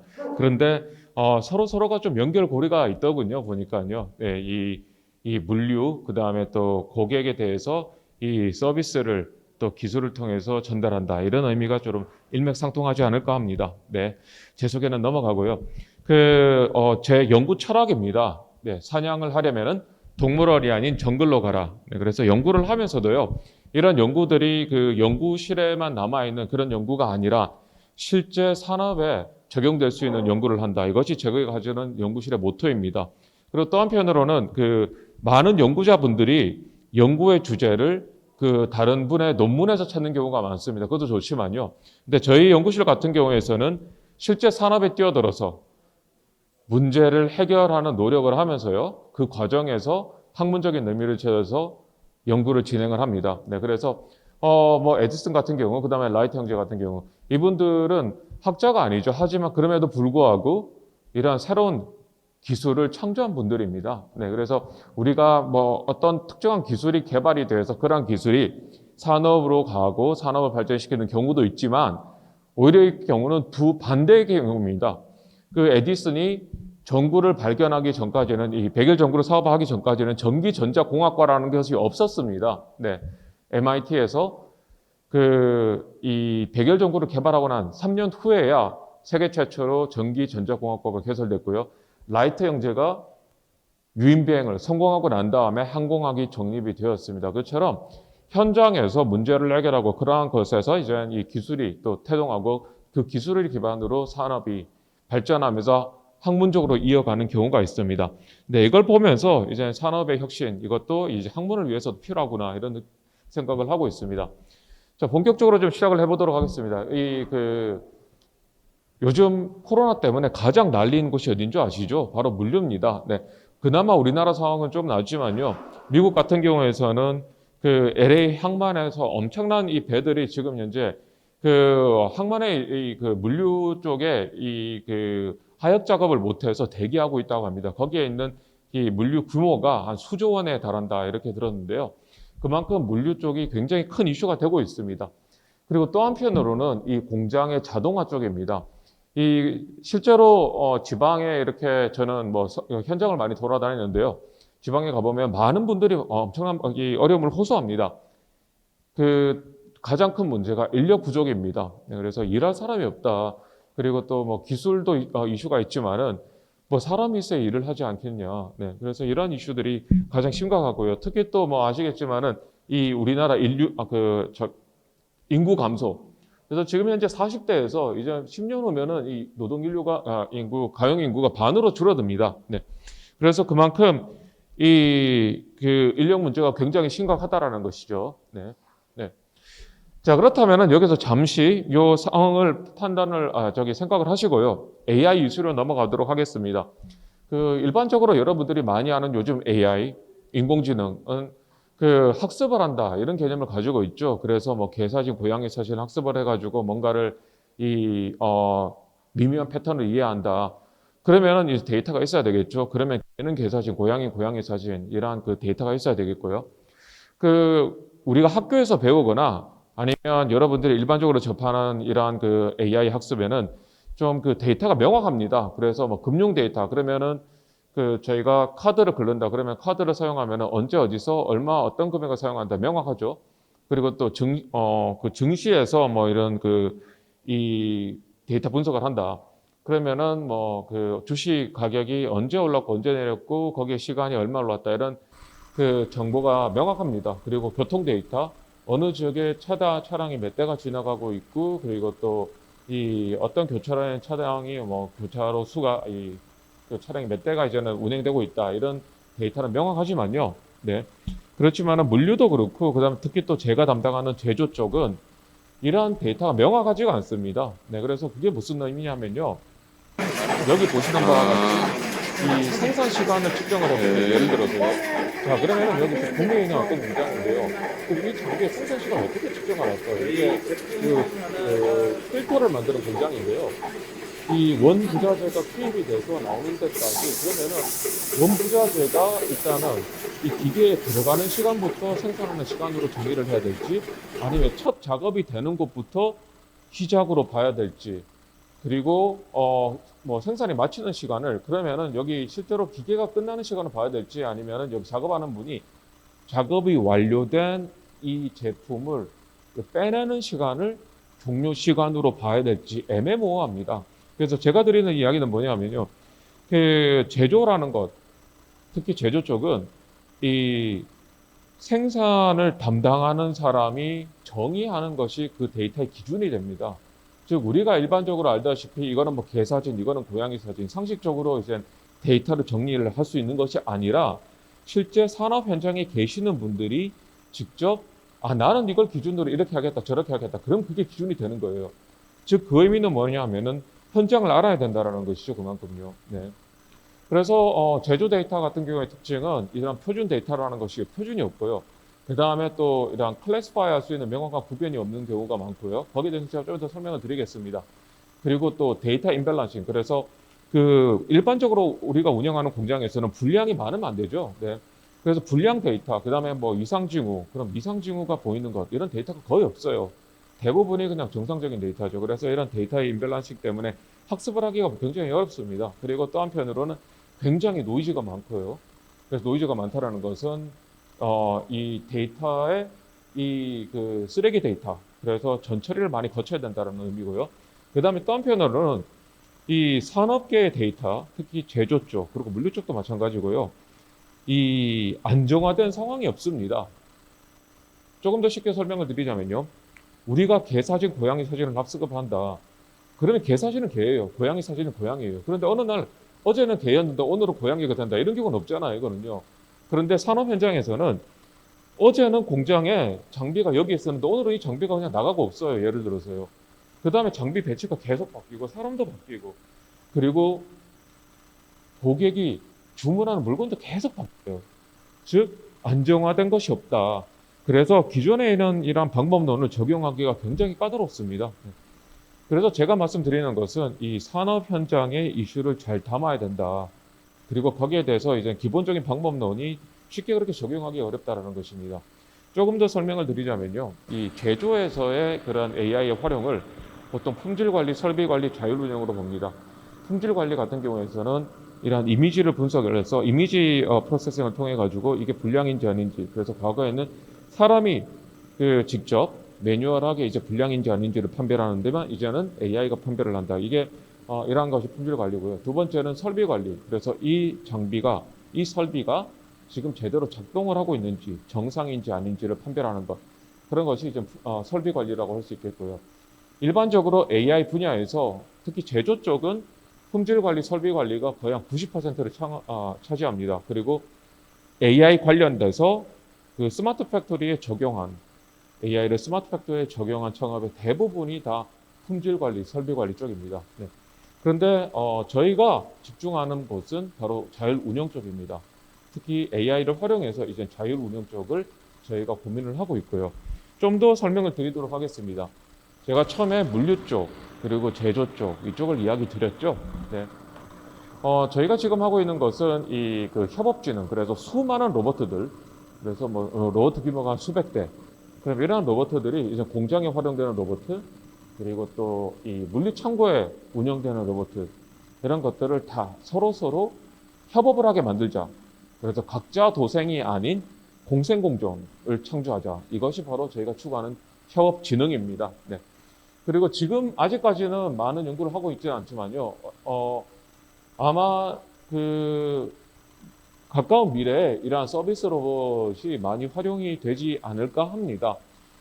지금은 이제 뭐 그 중국 같은 경우에는 그 일반 식당에서도 이러한 서비스 로봇을 많이 볼 수 있는데요. 우리나라도 지금 많이 도입을 하고 있죠. 근데 아직까지 규모가 적습니다. 그런데 저희가 카이스트에서도 지금 뭐 이렇게 창업을 한 학생들이 이런 배달 로봇 이런 것들을 많이 만들고 있거든요. 그런데 이런 배달 로봇이나 서비스 로봇이 제대로 서비스를 하기 위해서는 뭐 한두 대 가지고는 안 됐죠. 뭐 20대, 100대, 뭐 1000대 이렇게 있어야 되겠죠. 그런 시대가 도래되면은 아마 저희 이러한 수많은 로봇을 관제하는 그런 기술이 필요하지 않을까 그렇게 보고 있습니다. 네. 자, 그래서 보시면요. 영상에서요. 이 그 물류 자동화 로봇이라는 게 그 물류 시스템에서는 이 설비 그리고 실제 가공하는 장비들이 있고 그 장비와 장비 사이에 물류를 이동하는 로봇들. 이것이 물류 자동화 로봇입니다. 그래서 일반적으로 우리가 공장을 생각을 하면은 실제로 가공이나 어떤 작업을 하는 설비가 있지만 그 사이에 물건을 옮기는 이런 로봇들이 있고요. 과거에는 이런 컨베이어 벨트로 물건을 올렸지만 이제는 이런 로봇들이 작업을 하는 이런 보편화되고 있습니다. 그리고 또 한편으로는 이러한 이 물류 창고, 아마존에서 처음에 활용을 해서 이제 많이 알려졌죠. 그래서 이런 로봇 기반의 물류 창고 운영도 지금 현재 많이 활용을 하고 있습니다. 그래서 저희들도 이러한 물류 창고에 이 로봇들을 관제하는 시스템을 개발을 하고 있습니다. 네. 자, 그래서 좀 더 사례를 통해서 설명을 드리겠습니다.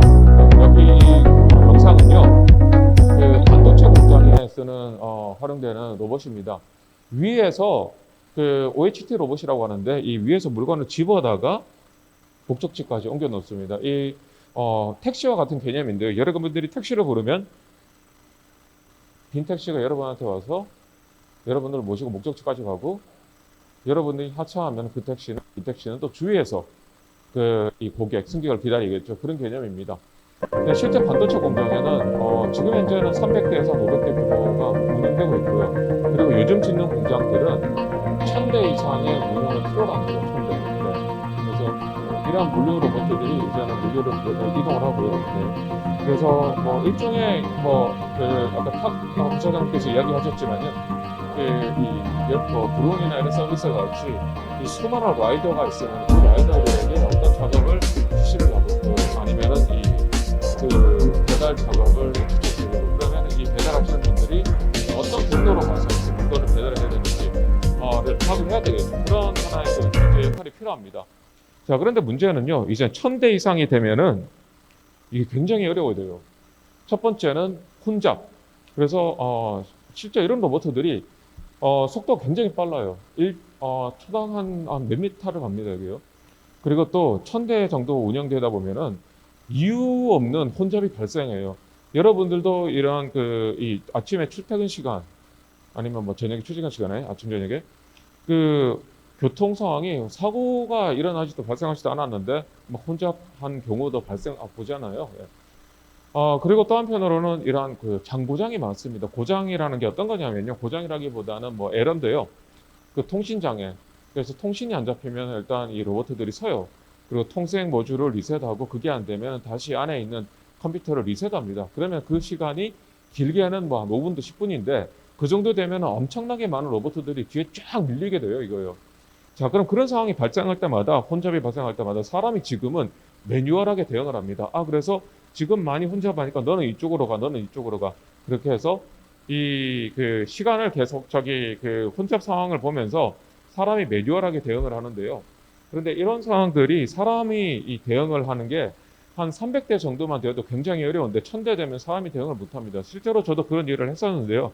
뭐 새벽에 콜이 와서 그걸 가지고 컴퓨터 켜놓고 다시 원격으로 뭔가를 막 이렇게 해보고 저렇게 해보고 그럼 여기 혼잡이 밀리면은 다시 또 어떻게 해결하려면 저기 또 혼잡이 생기고요.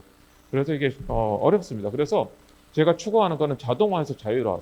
자동화는 사람이 룰을 주면 그 룰을 따르는 것이 자동화고 자율화는 스스로 알아서 지능적으로 하는 게 자율화죠. 네. 자, 그래서 저희가 활용하는 인공지능 방식은 바로 강화학습이라는 방식입니다. 알파고, 구글의 딥마인드에서 개발한 알파고 이 방법을 쓰면서 유명해졌죠. 네. 자, 그 강화학습이라는 게 좀 더 설명해 드리자면 AI에서 머신러닝이 있고 그 안에 이제 지도학습, 비지도학습 그리고 강화학습이라는 건데요. 자세한 건 넘어가고 쉽게 설명을 드리자면, 자, 여러분들 그 자전거 탈 때 어떻게 배우셨어요? 자전거 탈 때 물리의 법칙을 다 이해하고 배우시지 않으셨죠? 그죠? 자전거가 한 2도 정도 왼쪽으로 쏠리면은 핸들을 12.5도 꽂고 오른 다리의 힘을 36.6K 뉴턴을 가한다. 이렇게 자전거 타는 분 아무도 없으시죠? 그렇게 타면 문제 있는 거고요. 그래서 자전거를 탈 때 이렇게 타면은 넘어지고 이렇게 타면 안 넘어지고 그 감을 익혀서 간다. 이것이 바로 강화학습입니다. 그래서 강화학습을 가장 잘 설명하는 것이 다음 영상인데요.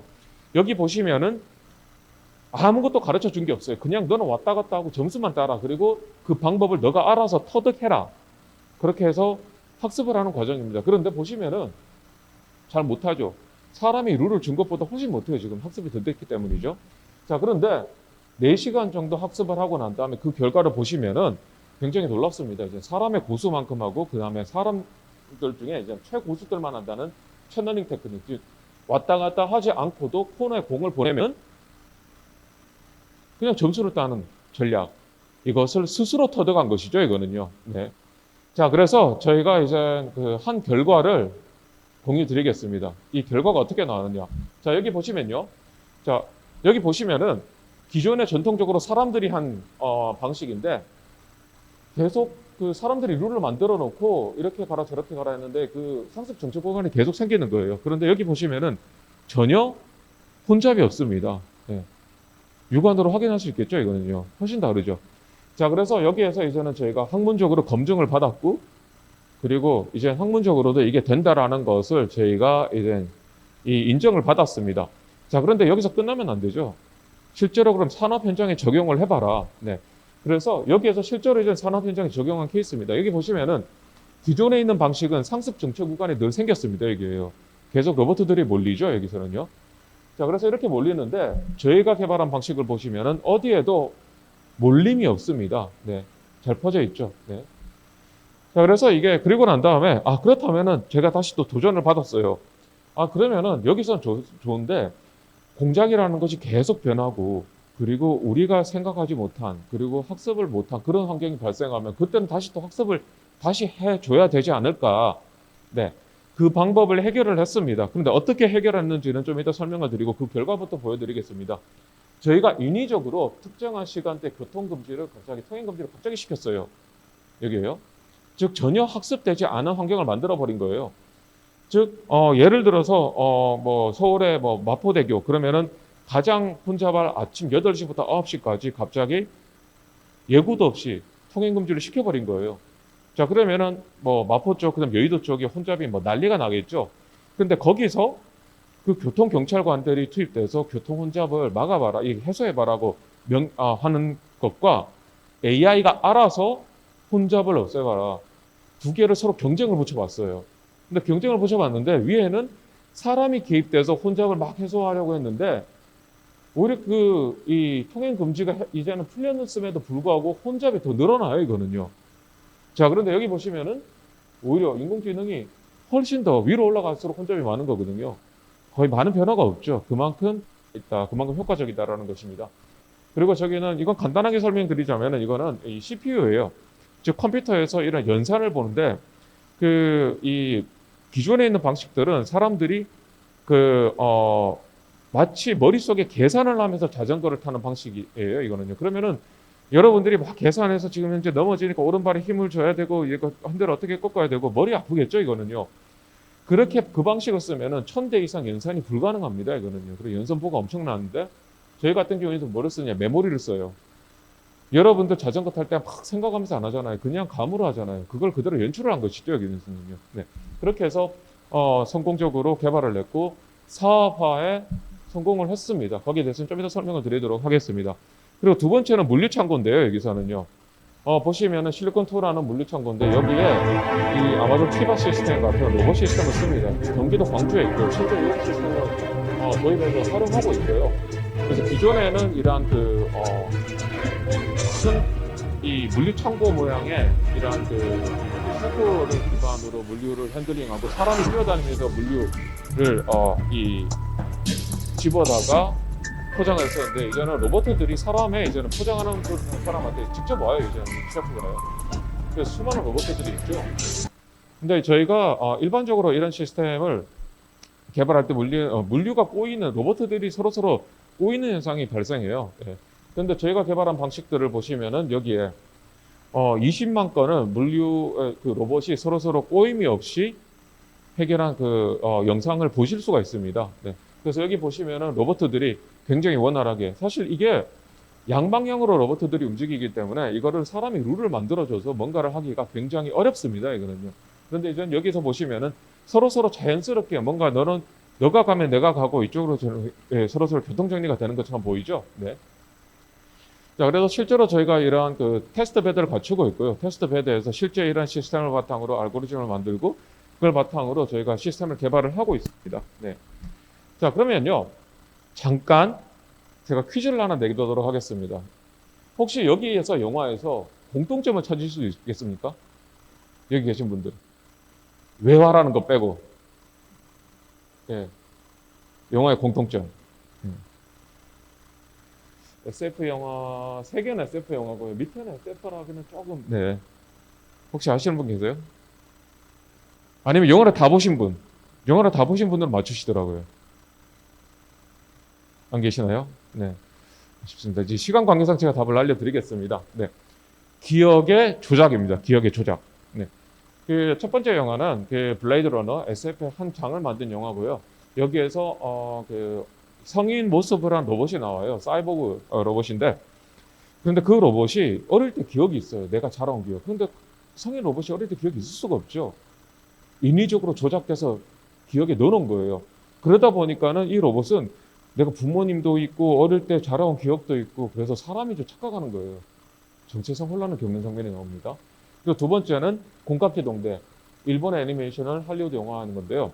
가까운 미래에 사람 머리에 컴퓨터를 심습니다. 그래서 사람의 기억력이나 여러 가지 연산 능력을 향상시키는 그런 게 가까운 미래에 나오는데, 어떤 사람이 내 딸이 콩쿠르에 나가서 피아노 콩쿠르에 나가서 우승을 하고 뭐 이런 얘기를 해요. 근데 그 사람은 가족이 없어요.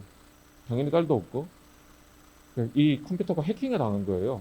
그래서 어떤 범죄 조직이 사람 머릿속에 있는 컴퓨터를 해킹을 해서 이용하는 그런 이야기가 나옵니다. 세 번째는 토탈 리콜. 그래서 뭐 비슷한 이야기예요. 머릿속의 기억을 조작을 해서 이 사람을 이용하는 그런 이야기가 나오고요. 인터넷 션샤인. 그 헤어진 연인과의 아픈 기억. 그 기억이 너무나 가슴 아파서 그 기억을 삭제하는 시술을 했는데 그 시술이 잘못돼서 겪는 에피소드입니다. 그리고 마지막 크리스토퍼 롤란 감독의 메멘토. 정말 대단한 영화예요. 제가 제일 좋아하는 영화 중에 하나인데요. 단기 기억상실증. 과거에 어느 시점 전의 기억은 다 가지고 있는데 어떤 특정 시점 이후에는 기억을 계속 못하는, 계속 잊어버리는 거예요. 그래서 이 사람이 그런 문제가 있다는 걸 알고 어떤 사람이 접근해서 너가 지금 여기 있는 이유가 뭐고 어쩌고 저쩌고 해가지고 이 사람 이용을 하는 거예요. 범죄예요. 굉장히 대단한 영화입니다. 자, 그래서 이런 영화의 공통점이 기억의 조작입니다. 자, 그럼 제가 이야기를 왜 드리냐?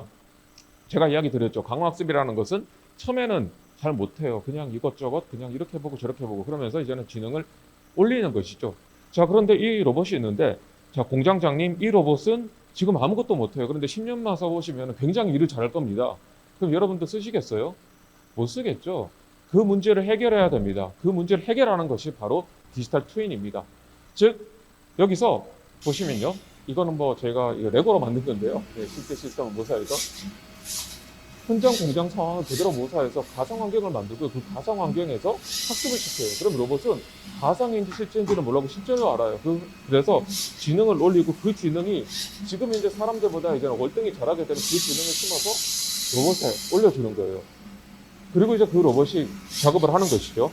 그런데 현실 상황이 계속 바뀌어요. 예를 들어서 지금 현재는 뭐 1초에 1m 가는데 이제 막 오래 작업을 하다 보면 1초에도 0.9, 0.8m 값도 못 끝나. 그러면은 이상하다. 나는 계속 10년 동안 1초에 1m 작업을 했는데 이상하다 한 순간에 다시 또 업데이트를 시키는 거예요. 그렇게. 그런 식으로 해서 이제는 현실과 가상을 계속 연동을 시켜서 계속 머릿속에 더 나은 그 학습을 시킴으로써 구현을 한다. 그런 방식입니다. 그래서 디지털 트윈이죠. 그 쌍둥이, 현실과 가상이 쌍둥이처럼 움직이면서, 그런데 가상의 좋은 점은 가속을 시킬 수 있어요. 속도를. 그래서 그 기억을 조작을 시키면서 학습 능력을 빨리빨리 주입시킬 수 있다.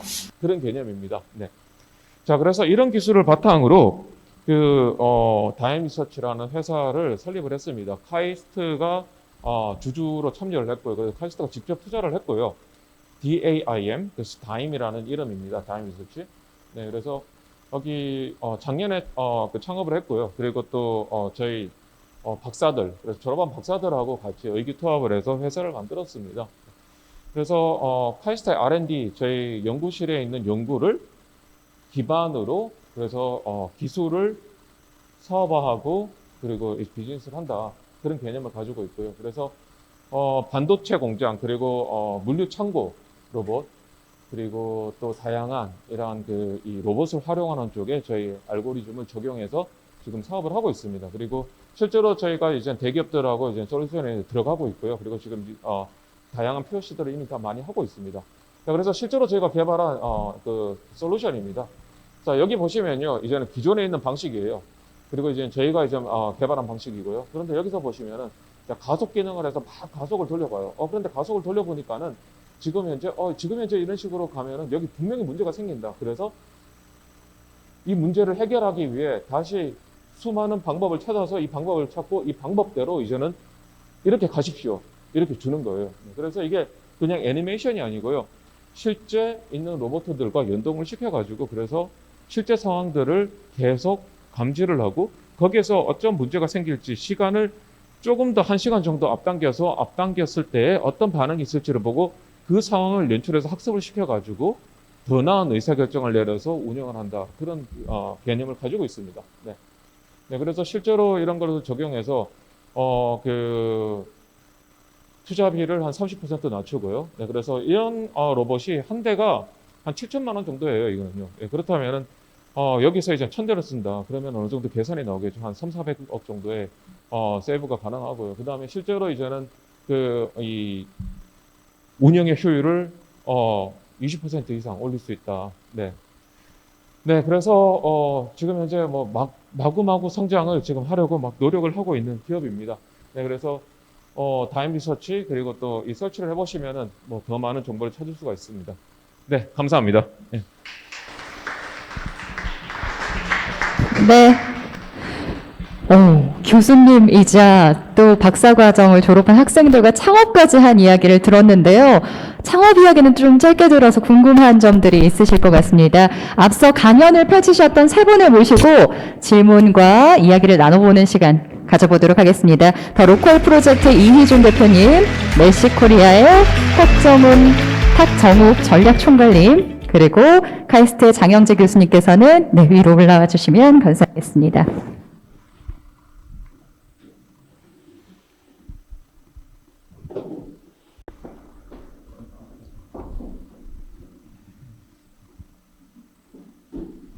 네, 여러분께서도 궁금한 지점들이 많으셨을 것 같은데요. 먼저 한 분 한 분 질문을 드려보도록 하겠습니다. 가장 먼저 강연을 해주셨던 우리 이희준 대표님, 일단 앞서 제가 강연 끝나고 말씀드렸어요. 광주의 참기름 맛의 특색은 무엇인지요? 참기름 소믈리에니까 네. 말씀을 드리고 싶은데요. 제주도의 참기름은 짠맛이 납니다. 그래서 간장이 들어가거나 소금이 들어가는 음식에 간장이나 소금을 덜 쓰셔도 짠맛을 가미할 수 있는 참기름의 맛을 보여드릴 수 있을 것 같고요. 네. 예를 들면 내륙 지역인 안동의 참기름은 냉면이나 비빔국수에 한 방울만 떨어뜨려도 풍미가 달라집니다. 다른 음식이 되는 거죠. 네. 그래서 한 번은 경주에 안강시장이라는 곳에 나중에 기회가 되시면 한번 가보세요. 보통 경주에 가시면 황리단길에만 가시는데 안강시장은 지역에 있습니다. 거기에 가시면 어제 거기 어머님들이 국수를 말아주시는데 2방울이 들어갔어요. 어떻게 하셨을까요? 물에다 다시 빠셨습니다.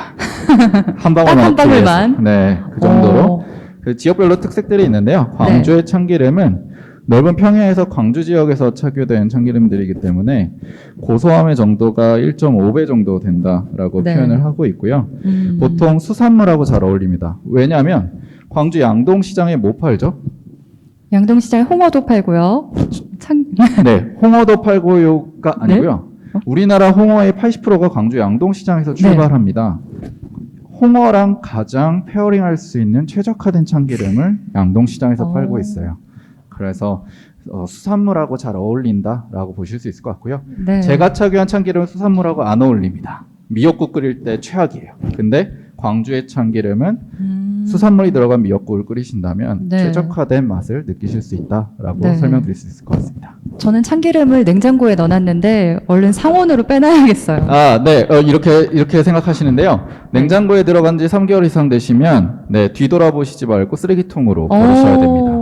왜냐하면, 네, 과학적으로, 네, 그런 것들을 돌려보면요. 네, 냉장고에 들어가는 순간 산패가 시작되기 때문에 아끼시지 마시고, 광주 참기름, 네, 가셔서 네. 구매하시면 될 것 같습니다. 알겠습니다. 앞서서 탁정홍 총괄님께서도 처음 알았다라고 이야기해 주셨거든요.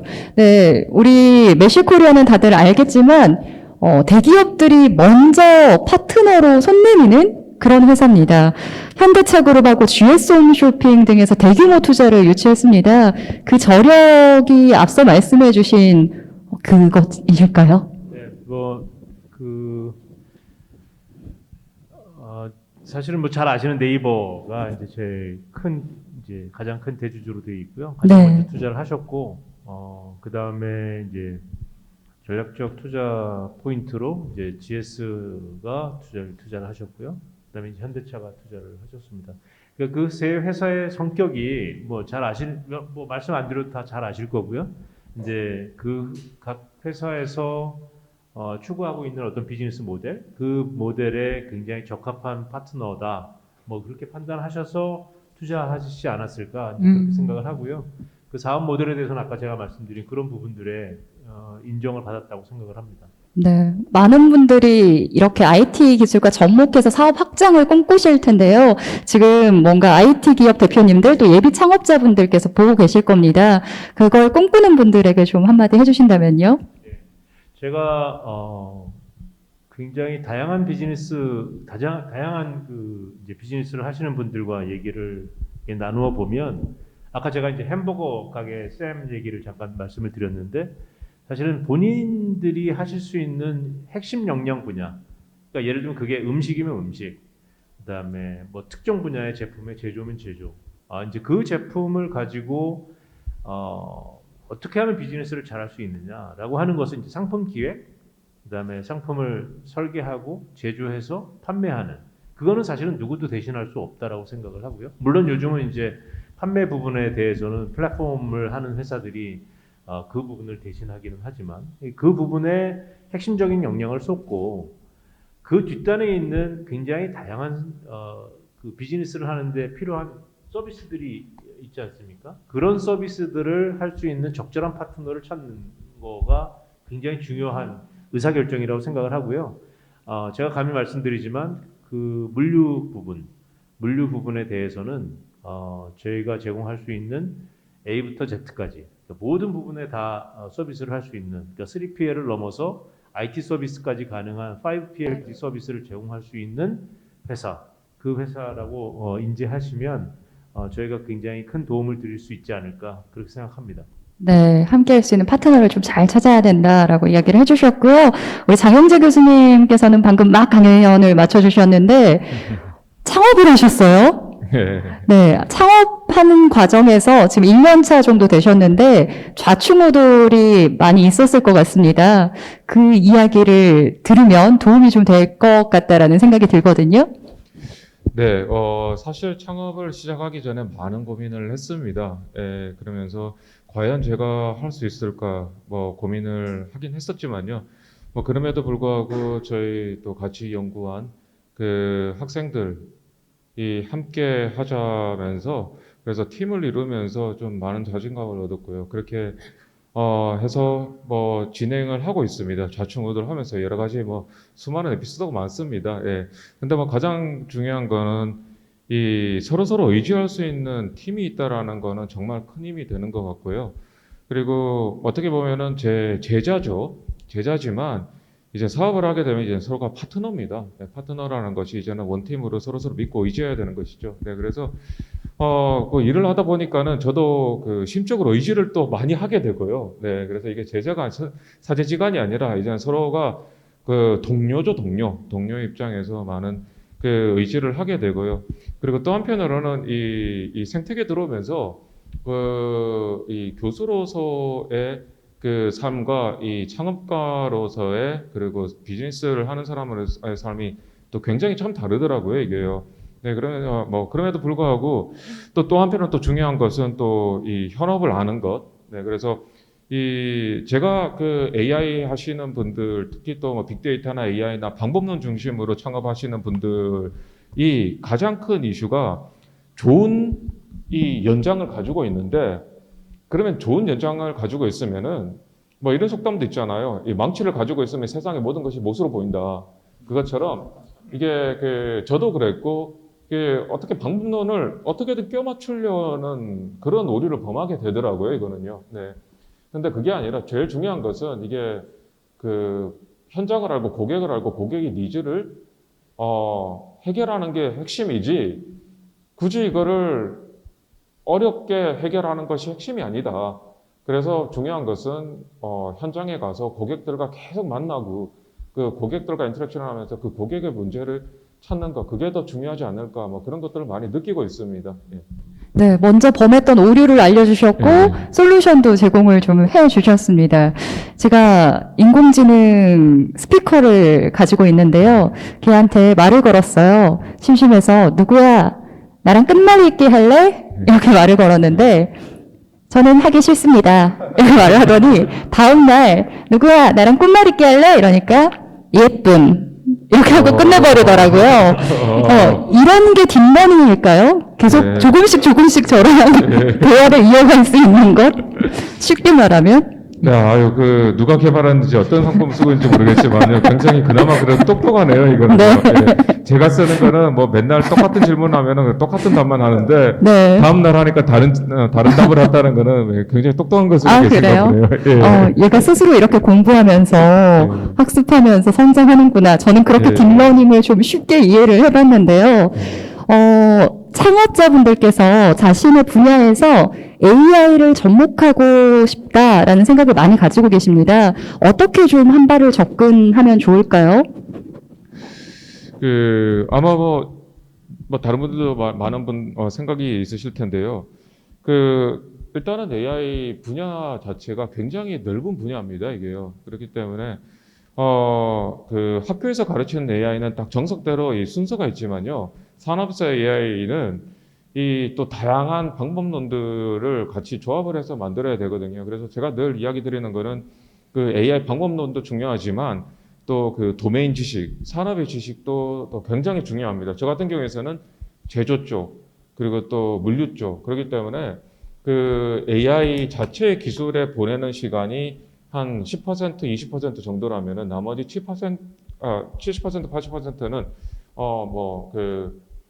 이 산업계에서 필요한 게 무엇이고 그 도메인 지식이 무엇이고 그 도메인에 필요한 것들을 AI와 어떻게 융합을 해야 될까, 그게 제일 핵심이 아닐까 합니다. 그래서 AI 기술자들이 이 연구를 하고 일단 프로그램을 만들고 이런 데 시간을 투자하는 것도 중요하지만 또 한편으로는 진짜 산업계 부딪히고 또 이 실제로 현장을, 그래서 이 대표님도 아까 이야기를 하셨지 않습니까? 이 시장에 가서 직접 이제는 뭔가를 직접 해봐야 되고, 그리고 또 직접 농사도 짓고 그런 과정처럼 이 실제로 뭔가를 이제는 직접 뛰어들지 않고 이게 AI가 되겠지라고 생각을 하고 그거를 개발한다. 이거는 저도 그런 시행착오를 겪었지만요. 아무튼 그런 실수를 하지 않은 것이 중요하지 않을까. 네. 그렇게 봅니다. 예.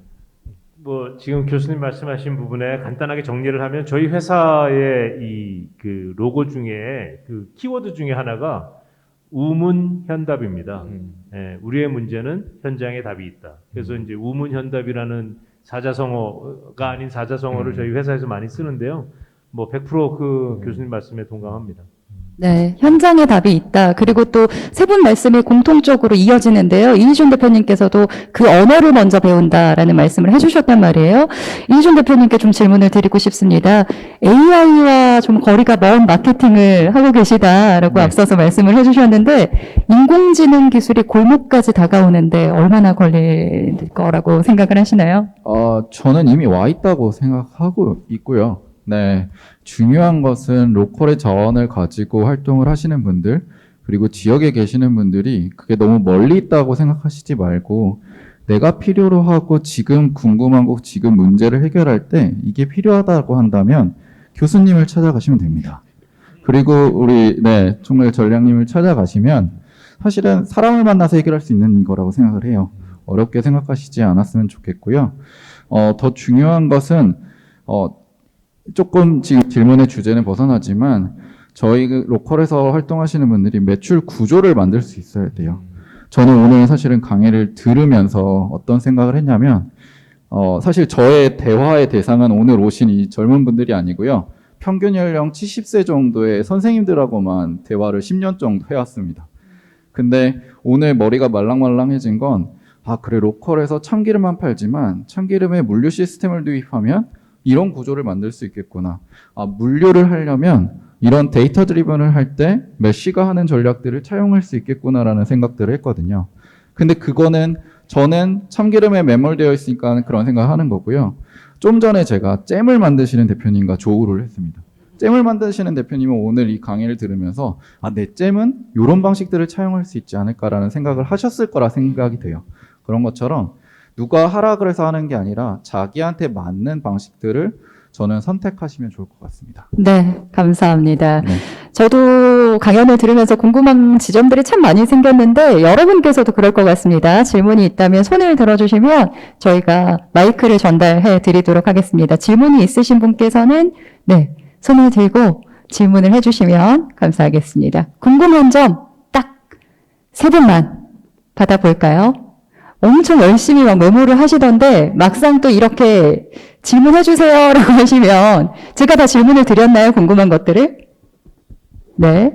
저는 앞서서 이희준 대표님께서 그 시장 비즈니스 경험 프로그램을 만들었다. 10만 원을 가지고 100만 원을 만들어 와라. 이렇게 했다고 했는데 거기서 가장 좋은 성과는 뭐였고 어떤 팀이 기억에 남는지 좀 개인적으로 궁금했거든요. 네, 되게 흥미로운데요. 제가 시장 중에서 이제 시장의 뿌리가 우리나라 제일 오래된 시장이 남대문 시장입니다. 1414년에 시작됐는데 남대문 시장이 아들을 낳았어요. 네, 전국적으로 아들을 여러 명 낳았는데 그 중에 서울에 있는 아들이 광주에 와서 이런 얘기하면 좀 그렇지만 광장시장의 아들이거든요. 1905년에 태어났습니다. 아주 늦둥이 아들이죠.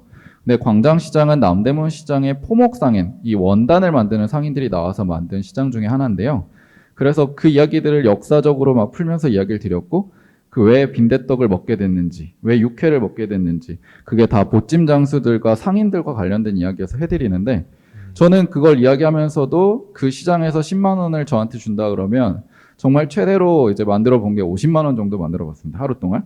근데 거기에 있는 참여자들 중에 어떤 분이 거기서 제 이야기, 역사적 이야기를 듣고 포목을 사셨어요. 한복의 원단을. 10만 원어치를 다 샀습니다. 그리고 그걸 가지고 한복을 만드는 장인을 찾아갔어요. 시장 안에 있습니다. 3층에.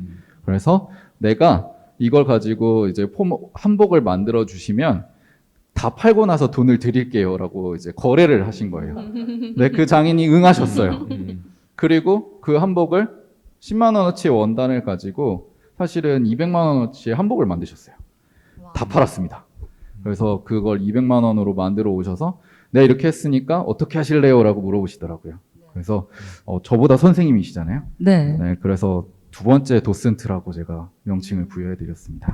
이희준 대표님은 50만 원 만들었는데 4배를 만들어 오셨네요. 그렇죠. 네.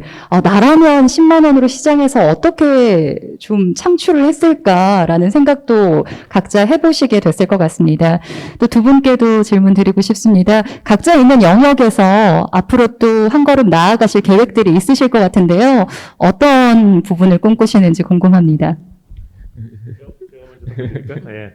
뭐 저희 회사 아까 말씀드렸다시피 그 이륜 오토바이 서비스부터 시작을 했습니다. 그렇지만 아까 말씀드렸다시피 이제 우문현답이라고 말씀드렸는데 현장에 가서 보면 굉장히 많은 애로사항들이 있는 그 고객분들이 굉장히 많으세요. 예를 들면 저희와 같은 똑같은 물류 서비스를 하시는 분들이고 한 30년째 전국에 배송 서비스를 하셨던 전통 물류 회사인데 아쉽게도 이 IT 이 기반의 서비스가 준비가 전혀 안 돼 있으셔서 사업의 확장성이 굉장히 제한을 받고 계세요. 그러니까 요즘들은 굉장히 다양한 형태의 이 주문 인입이 들어오잖아요. 뭐 여러분들 주로 사용하시는 뭐 예를 들면 네이버라든지 마켓컬리라든지 뭐 쿠팡이라든지 거기서 떨어지는 어떤 주문들을 가지고 배달을 하시려고 하면 결국 거기서 데이터를 받아서 뭔가 데이터적으로 가공을 해야 되는데 그런 준비들이 안 돼 있는 서비스를 저희와 같은 동종업계에 계신 서비스 분들이 너무 많으세요. 그래서 저희가 회사 차원에서는 이제 그런 분들을 위해서 저희가 쌓아놨던 어떤 그런 시스템들, 그런 구축 인프라들을 좀 도와드리고 그런 서비스들을 저희 플랫폼에서 좀 도와드리는 그런 작업들을 하고 있고 그런 분들과 함께 또 이 지역에 있는 소상공인들이 전국적인 어떤 판로를 갖고 가실 때 저희가 아주 쉽고 빠르고 경제적인 그런 방법으로 좀 도와드리려고 준비를 좀 하고 있습니다. 기대하도록 하겠습니다. 네. 제가 지금 여기서 이제 뭐 대학 교수로 그다음에 스타트업 대표로서 뭐 답이 좀 다를 것 같아요. 네. 일단 제가 보는 미래는 일단 스타트업 대표들은 다 큰 꿈을 가지고 그래서 저희는 자동화 회사니까 자동화 업계에 가장 큰 뭐 지멘스 같은 이런 회사를 꿈꾸면서 저희가 이제 창업을 하고 그 꿈을 바라보고 살지만 현실은 하루하루가 전쟁이고요. 네, 미래를 생각하기 전에 하루라도 버티자. 이게 바로 현실입니다. 이거는요. 네. 그렇지만은 또 한편으로는 또 교수로서는요. 이게 사실 저는 이 교수고 뭐 직함을 떠나서요. 그 공학자가 되는 것이 제 꿈이었습니다. 공학자. 네. 그리고 공학이라는 것은 뭐 과학자하고 다르죠. 공학자는 기술을 기반으로 사회를 바꾸는 사람들이 공학자입니다. 네. 아까 제 강연 두 번째 슬라이드에 그 에디슨 그리고 라이트 형제 제가 제일 존경하는 분들인데요. 이런 분들이 사실은 세상을 바꾼 분들이잖아요. 예. 에디슨은 정규 교육도 못 받았고, 그리고 라이트 형제들도 실제 이런 뭐 물리학이나 이런 이론적 기반이 하나도 없었습니다. 네. 그냥 산업에 뛰어든 거죠. 그렇지만은 이러한 새로운 하나의 영역을 창출을 했고요. 우리나라 공학 교육이 이 이론이나 아니면 해외에서 이렇게 배운 교육들을 그대로 이 벤치마킹하는 그런 굉장히 잘합니다. 그리고 그러한 수준이 얼마 정도 올라왔고요. 그렇지만은 뭐 이런 기술을 바탕으로 공학자가 새로운 하나의 산업을 만들고 그리고 새로운 하나의 영역을 우리가 창조를 해보겠다. 그런 하나의 마인드 그리고 그런 교육 그리고 그런 여건들이 조금 더 만들어질 필요가 있을 것 같습니다. 네. 그래서 창업을 하면서 그나마 그래도 제가 좀 보람찬 거는 제가 이게 성공을 하건 그리고 실패를 하건 그래도 이 경험은 향후에 제가 교수로서는 늘 가치가 있을 것 같다. 그래서 실패를 하든 성공을 하든 나중에는 이 경험을 학생들에게 전달한다라는 것. 그렇다면은 제 자신으로서는 한 삶을 살면서 그래도 의미 있는 삶을 사는 방식이 아닐까. 뭐 그런 생각을 하면서 하루하루 전쟁을 버텨나가고 있습니다. 네, 그 좌충우돌의 과정을 나중에 더 많이 공유받을 수 있기를, 그래서 그 뒷길을 걸어가는 사람들은 조금 더 편할 수 있기를 더 심하게 지금 흔들리고 있다라고 말씀을 해주셨습니다.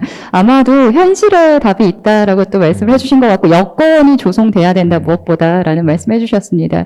오늘 이렇게 세 분과 함께 했는데요. 멀리서 광주까지 와주셨어요. AI 역점 산업을 추진하고 있는 광주라는 도시에 대한 매력도 느끼셨을 거고 또 멀리서 와주셨는데 오늘 함께해 주신 소감 한 말씀씩 부탁드립니다. 네, 제가 먼저 드리면요. 사실 제 강의를 하고 나서 내려갔는데 인스타그램에 DM이 하나 왔습니다. 그 유튜브로 강의를 보셨다고. 근데 뭐 시간이 좀 지나서 11월 달쯤 만나자고 말씀드렸더니 지금 오신다고 하셔가지고 왔다 가셨어요. 근데 아주 흥미로운 건 이제 그런 시대가 됐다라고 생각을 하고요. 만나고 싶은 사람은 언제든지 어디서든지 만날 수 있는 시대가 됐고, 내가 의지가 있으면 그 사람과 컨택을 할 수 있는 시대가 됐습니다. 제가 처음 창업을 시작했을 때 10년 전, 대학교 3학년 때 창업을 했는데요. 그때는 한 사람을 만나려면 정말 많은 시간과 노력과 비용과 많은 사람들을 통해서 그 사람한테까지 가는데 뭐 몇 달씩 걸리고 몇 년씩 걸리고 그랬습니다. 근데 지금은 그렇지 않잖아요. 그래서 자신이 뭘 하고자 하는 의지를 가지셨으면 좋겠고요. 저는 사실 이 창업 포럼의 주인공은 사실은 여기 앉아 계시는 분들과 또 광주의 창업가 분들이라고 생각을 합니다. 그래서 다른 이제 뭐 멘트를 하는 것보다 아까 오셨던 분이 만드신 제품이에요. 광주의 창업가가 복숭아 스프레드인데 뭐 네, 이제 광주의 자원, 순천의 자원, 이 지역의 전남의 자원을 가지고 잼 형태를 튜브형으로 만드신 거거든요. 이게 그거 다른 데 가도 있지 않아요? 라고 생각할 수 있지만 이 창업가는 여기에 사활을 걸고 전쟁을 치르고 있습니다.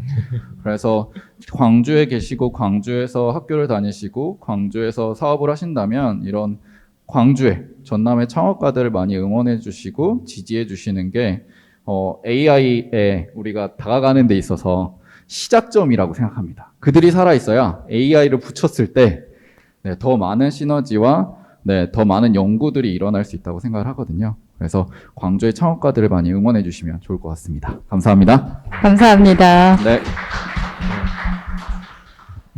제 소감 말씀드리면 이 대표님 그 말씀의 연장선상인데요. 저 같은 경우는 한 해외 시장에서 한 15년 이렇게 일을 했던 경험으로 미루어 보면 이 로컬라이즈 돼 있는 이게 로컬의 특성을 살리는 어떤 산업들 이게 굉장히 큰 경쟁력이 될 수 있다라고 하는 거는 저 개인적으로는 유럽에서 이미 확인을 했었고요. 그래서 여기 이 방송을 보시는 많은 분들이 그런 특징들을 좀 잘 살려서 좋은 산업에 물 좀 발굴하셨으면 좋겠고,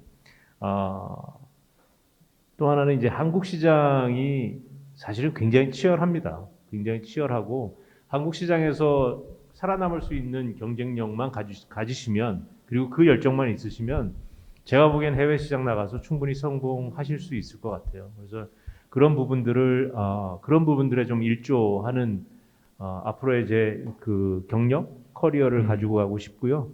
그런 부분들이 아마 이 광주에서 좀 또 많이 나오셨으면 좋겠다 하는 바람입니다. 응원 감사합니다. 네, 좋은 자리 초청해 주셔서 감사드리고요. 또 이 기회에 또 좋은 연사분들 또 인사드릴 수 있어서 저는 너무 기뻤습니다. 사실 저는 뭐 대전에서 왔는데 이 대전에서 이 광주까지 좀 먼 길이다라고 생각을 했는데 여기 연사분들 뭐 제주도에서 오시고 서울도에서 오시고 저는 그냥 옆 동네에서 온 거더라고요. 그러니까요. 네. 뭐 아무래도 저는 또 이 AI 관련된 이 연구와 또 창업을 했기 때문에 그래서 특히 또 광주의 창업 생태계가 기술 창업에서는 그 AI 쪽에 집중을 하는 도시고요. 네, 그래서 사실은 요즘 우리나라 창업이 좀 많이 활성화됐고요. 예, 그래서 분위기는 굉장히 좋습니다. 요즘은요. 그래서 요즘 유니콘 기업들 또 꽤 많이 나오고 있고요. 근데 그럼에도 불구하고 이 기술 기반 유니콘 기업은 없어요. 우리나라가 놀랍게도요. 예. 그래서 그러면 어떻게 보면은 이제 기술 기반의 기업들이 이제 더 크게 성장할 수 있는 것이 쉽지는 않지만 또 한편으로는 또 많은 기회가 있지 않을까 합니다. 특히 또 정부에 그리고 또 여러 가지 좋은 지원해 줄 수 있는 프로그램들이 많기 때문에요. 네. 그리고 또 한편으로는 저는 기술 기반 창업에서 특히 또 대학들과 연계된 이런 창업들은 이 우리나라만의 그 큰 장점이라고 합니다. 사실 이러한 이 프로그램들, 특히 기술 지원해주는 R&D 프로그램은 우리나라만한 데가 없다고 저는, 카이스트 있으니까 또 그런 걸 많이 알잖아요. 그런데 진짜 우리나라만한 곳이 없더라고요. 네, 그래서 이러한 것들을 잘 활용을 하시고 또 AI의 우수한 인재들이 이 광주에 많이 나와서 뭐 저희 같은 기업들도 많이 관심을 가져주셨으면 감사하겠습니다. 네, 응원합니다. 네, 감사합니다. 네. 오늘 세 분을 모시고 이야기를 나눠봤는데요. 세 분의 경험에서 정말 많이 배운 시간이었습니다. 그 배움이 그냥 얻어진 게 아니라 세 분 각자가 전쟁터에서 치열하게 싸운 결과라는 거, 여러분은 오늘 그거 앉아서 또 얻어가신 거니까요. 유익하게 활용해 주셨으면 좋겠습니다. 이희준 대표님, 그리고 탁정욱 총괄님, 또 장영재 교수님께 뜨거운 박수 부탁드립니다. 감사합니다. 네, 10월 창업 포럼 리부트 여기서 인사드립니다. 함께해 주신 여러분 감사합니다.